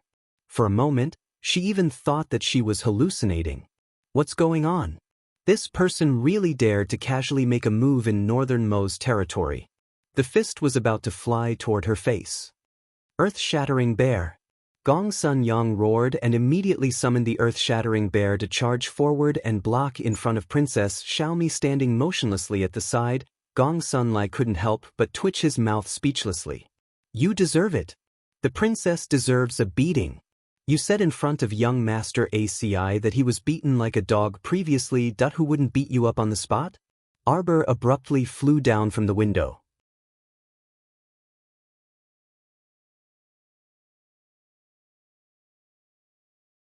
Chapter 1417. At that time, Xiao Yao didn't even have the time to grab her. She could only watch helplessly as her little mistress heroically jumped down. She and Haitang looked at each other in dismay. Bam! Arbor jumped in front of Xiaomi and patted her shoulder without waiting for her to return to her senses. Are you all right, Princess Me? Little sister. Xiaomi was startled for a moment before excitedly grabbing her little hand. Oh my, you really scared this old lady to death just now. I didn't expect that temperamental fellow to be so shameless. He actually made a move on a beautiful girl like me in public. Arbor. Why did she keep feeling that Princess Me was innately hilarious? When she saw her, it was as if all her worries would disappear without a trace. Sometimes, this fellow was so naive that it was almost frightening. All right, beautiful girl, I'll send you to the guest house. Arbor patted her hand. Xiaomi giggled in response. Sure. You don't know how travel-worn I was on the way here. I'm about to die from exhaustion. Stop. Suddenly, a cold voice interrupted the conversation between the two. Xiaomi wrinkled her nose as if she thought of something. She tugged at Arbor's sleeve and lowered her voice. Little sister, do you still recognize that person? Arbor coldly glanced at ACI. That gaze was as if she was looking at a stranger, causing Assie's heart to sink with a thump. How could this be? To think that the person he had been thinking about all this time did not even have the slightest impression of him when they met again. Therefore, he stopped her with a look of displeasure on his face. Arbor used her gaze to ask Xiaomi, who is this person? Back in the Mystic Beast Forest, Xiaomi already knew that this little sister of hers had long since forgotten someone like AC. What was more unbearable than being completely forgotten by someone? Xiaomi shook her head and sighed. She quietly muttered to her, do you still remember Shuang City? Back then, you captured a medicine man. It's you. Arbor turned around to glare at ACI in astonishment. Yas's eyes lit up, but he instantly noticed the displeasure in the little girl's eyes. Because Arbor recalled that it was this person in front of her who led the Falcon battle team to Shuang City's entrance and threw bamboo needles at her, Murong Sun, and the others. Attacking people without any explanation, this person was extremely detestable. Arbor glanced at him disdainfully and immediately pulled Xiaomi away. He didn't even bother to look at Yas now. Yasi exploded with anger. However, before he could say anything, Ali had already jumped out and roared, didn't you hear me tell you to stop? The likes of you want to keep me here? The little stoic couldn't help but be enraged and abruptly stomped her foot. The Assistant Minister of Rights, Huang Yi, had a bad premonition. Sure enough, he saw layers of earth rolling up from under their feet, directly pouncing towards Ali. Ali! Akir cried out in alarm. Just as she was about to take a step away, she saw several palm-sized hands in the soil. They abruptly grabbed her dress and firmly fixed her in place. Akir shrieked in terror. It was too late to take care of things in the blink of an eye. ACI leaped to his younger brother Ali's side and pushed him aside. He then conjured a layer of earth with his palm, hastily suppressing the layers of earth waves that Xiao Mu had sent out. A thick earth defense rose from the ground in front of Ali, protecting him from any harm.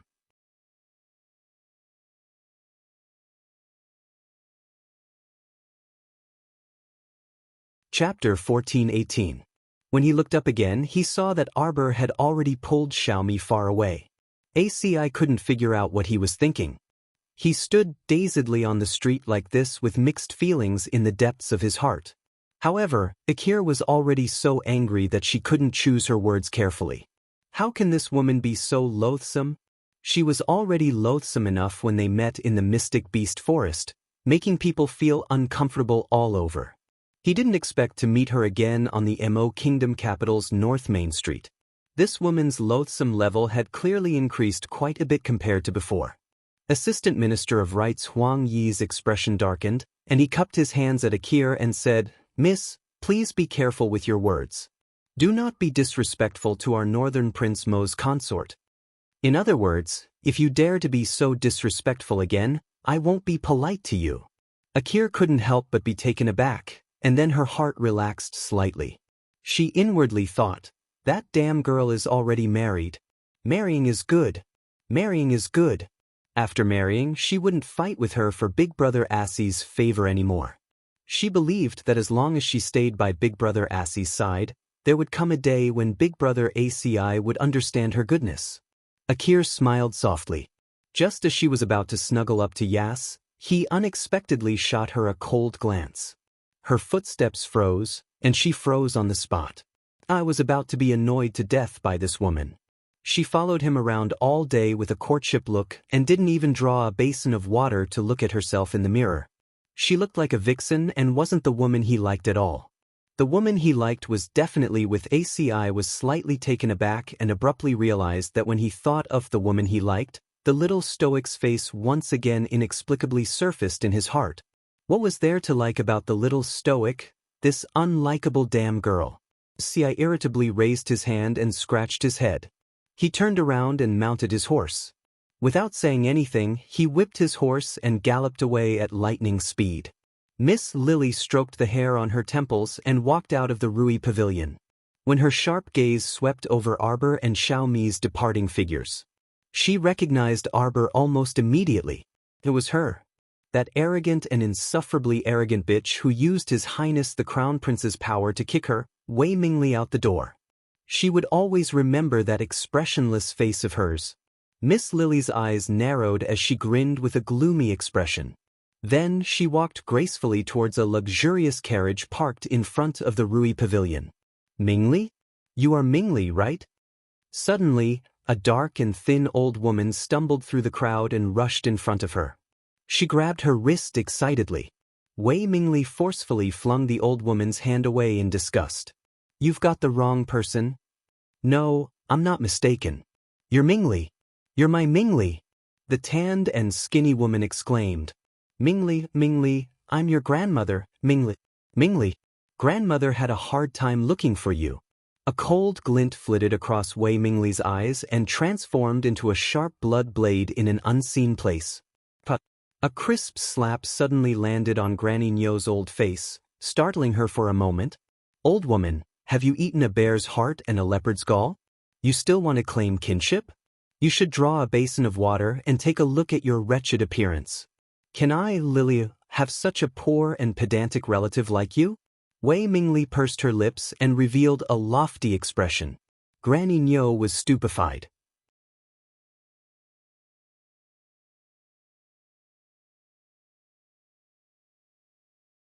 Chapter 1419.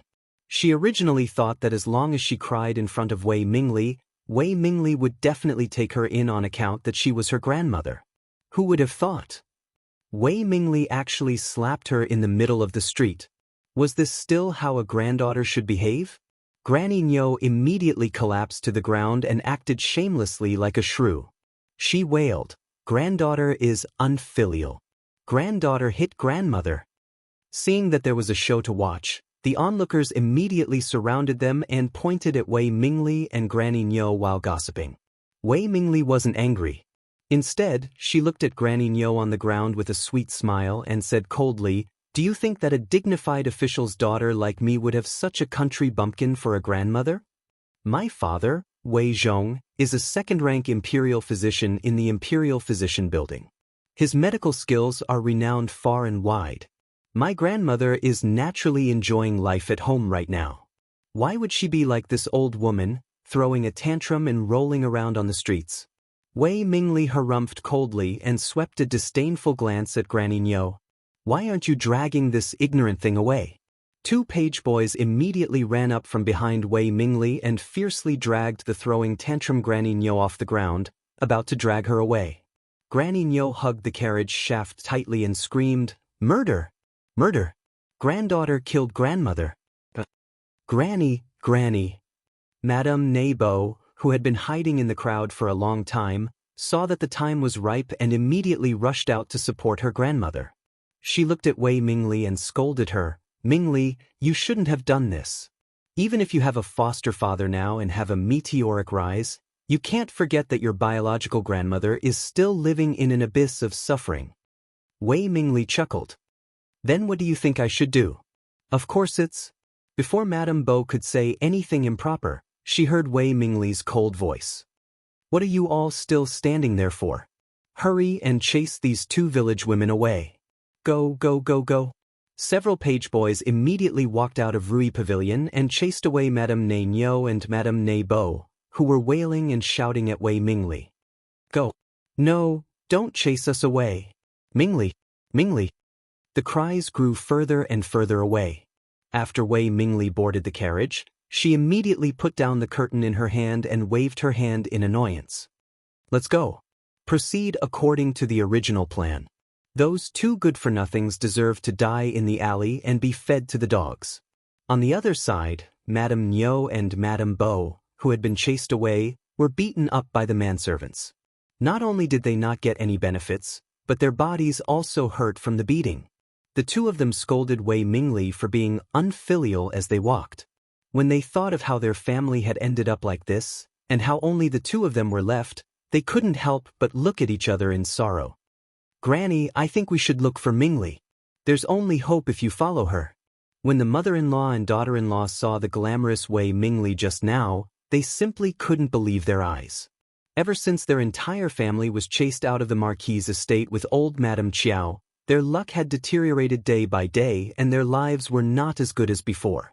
Therefore, when they saw Wei Mingli, who had disappeared for almost half a year, suddenly become so rich, they simply couldn't believe their eyes. Mingli is so ruthless. I think she won't acknowledge us anymore. Granny Nyo sighed. Then what should we do, Granny?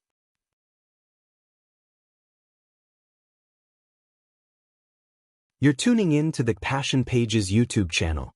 We're so grateful for your support and don't forget to subscribe to join us on this incredible journey through captivating stories.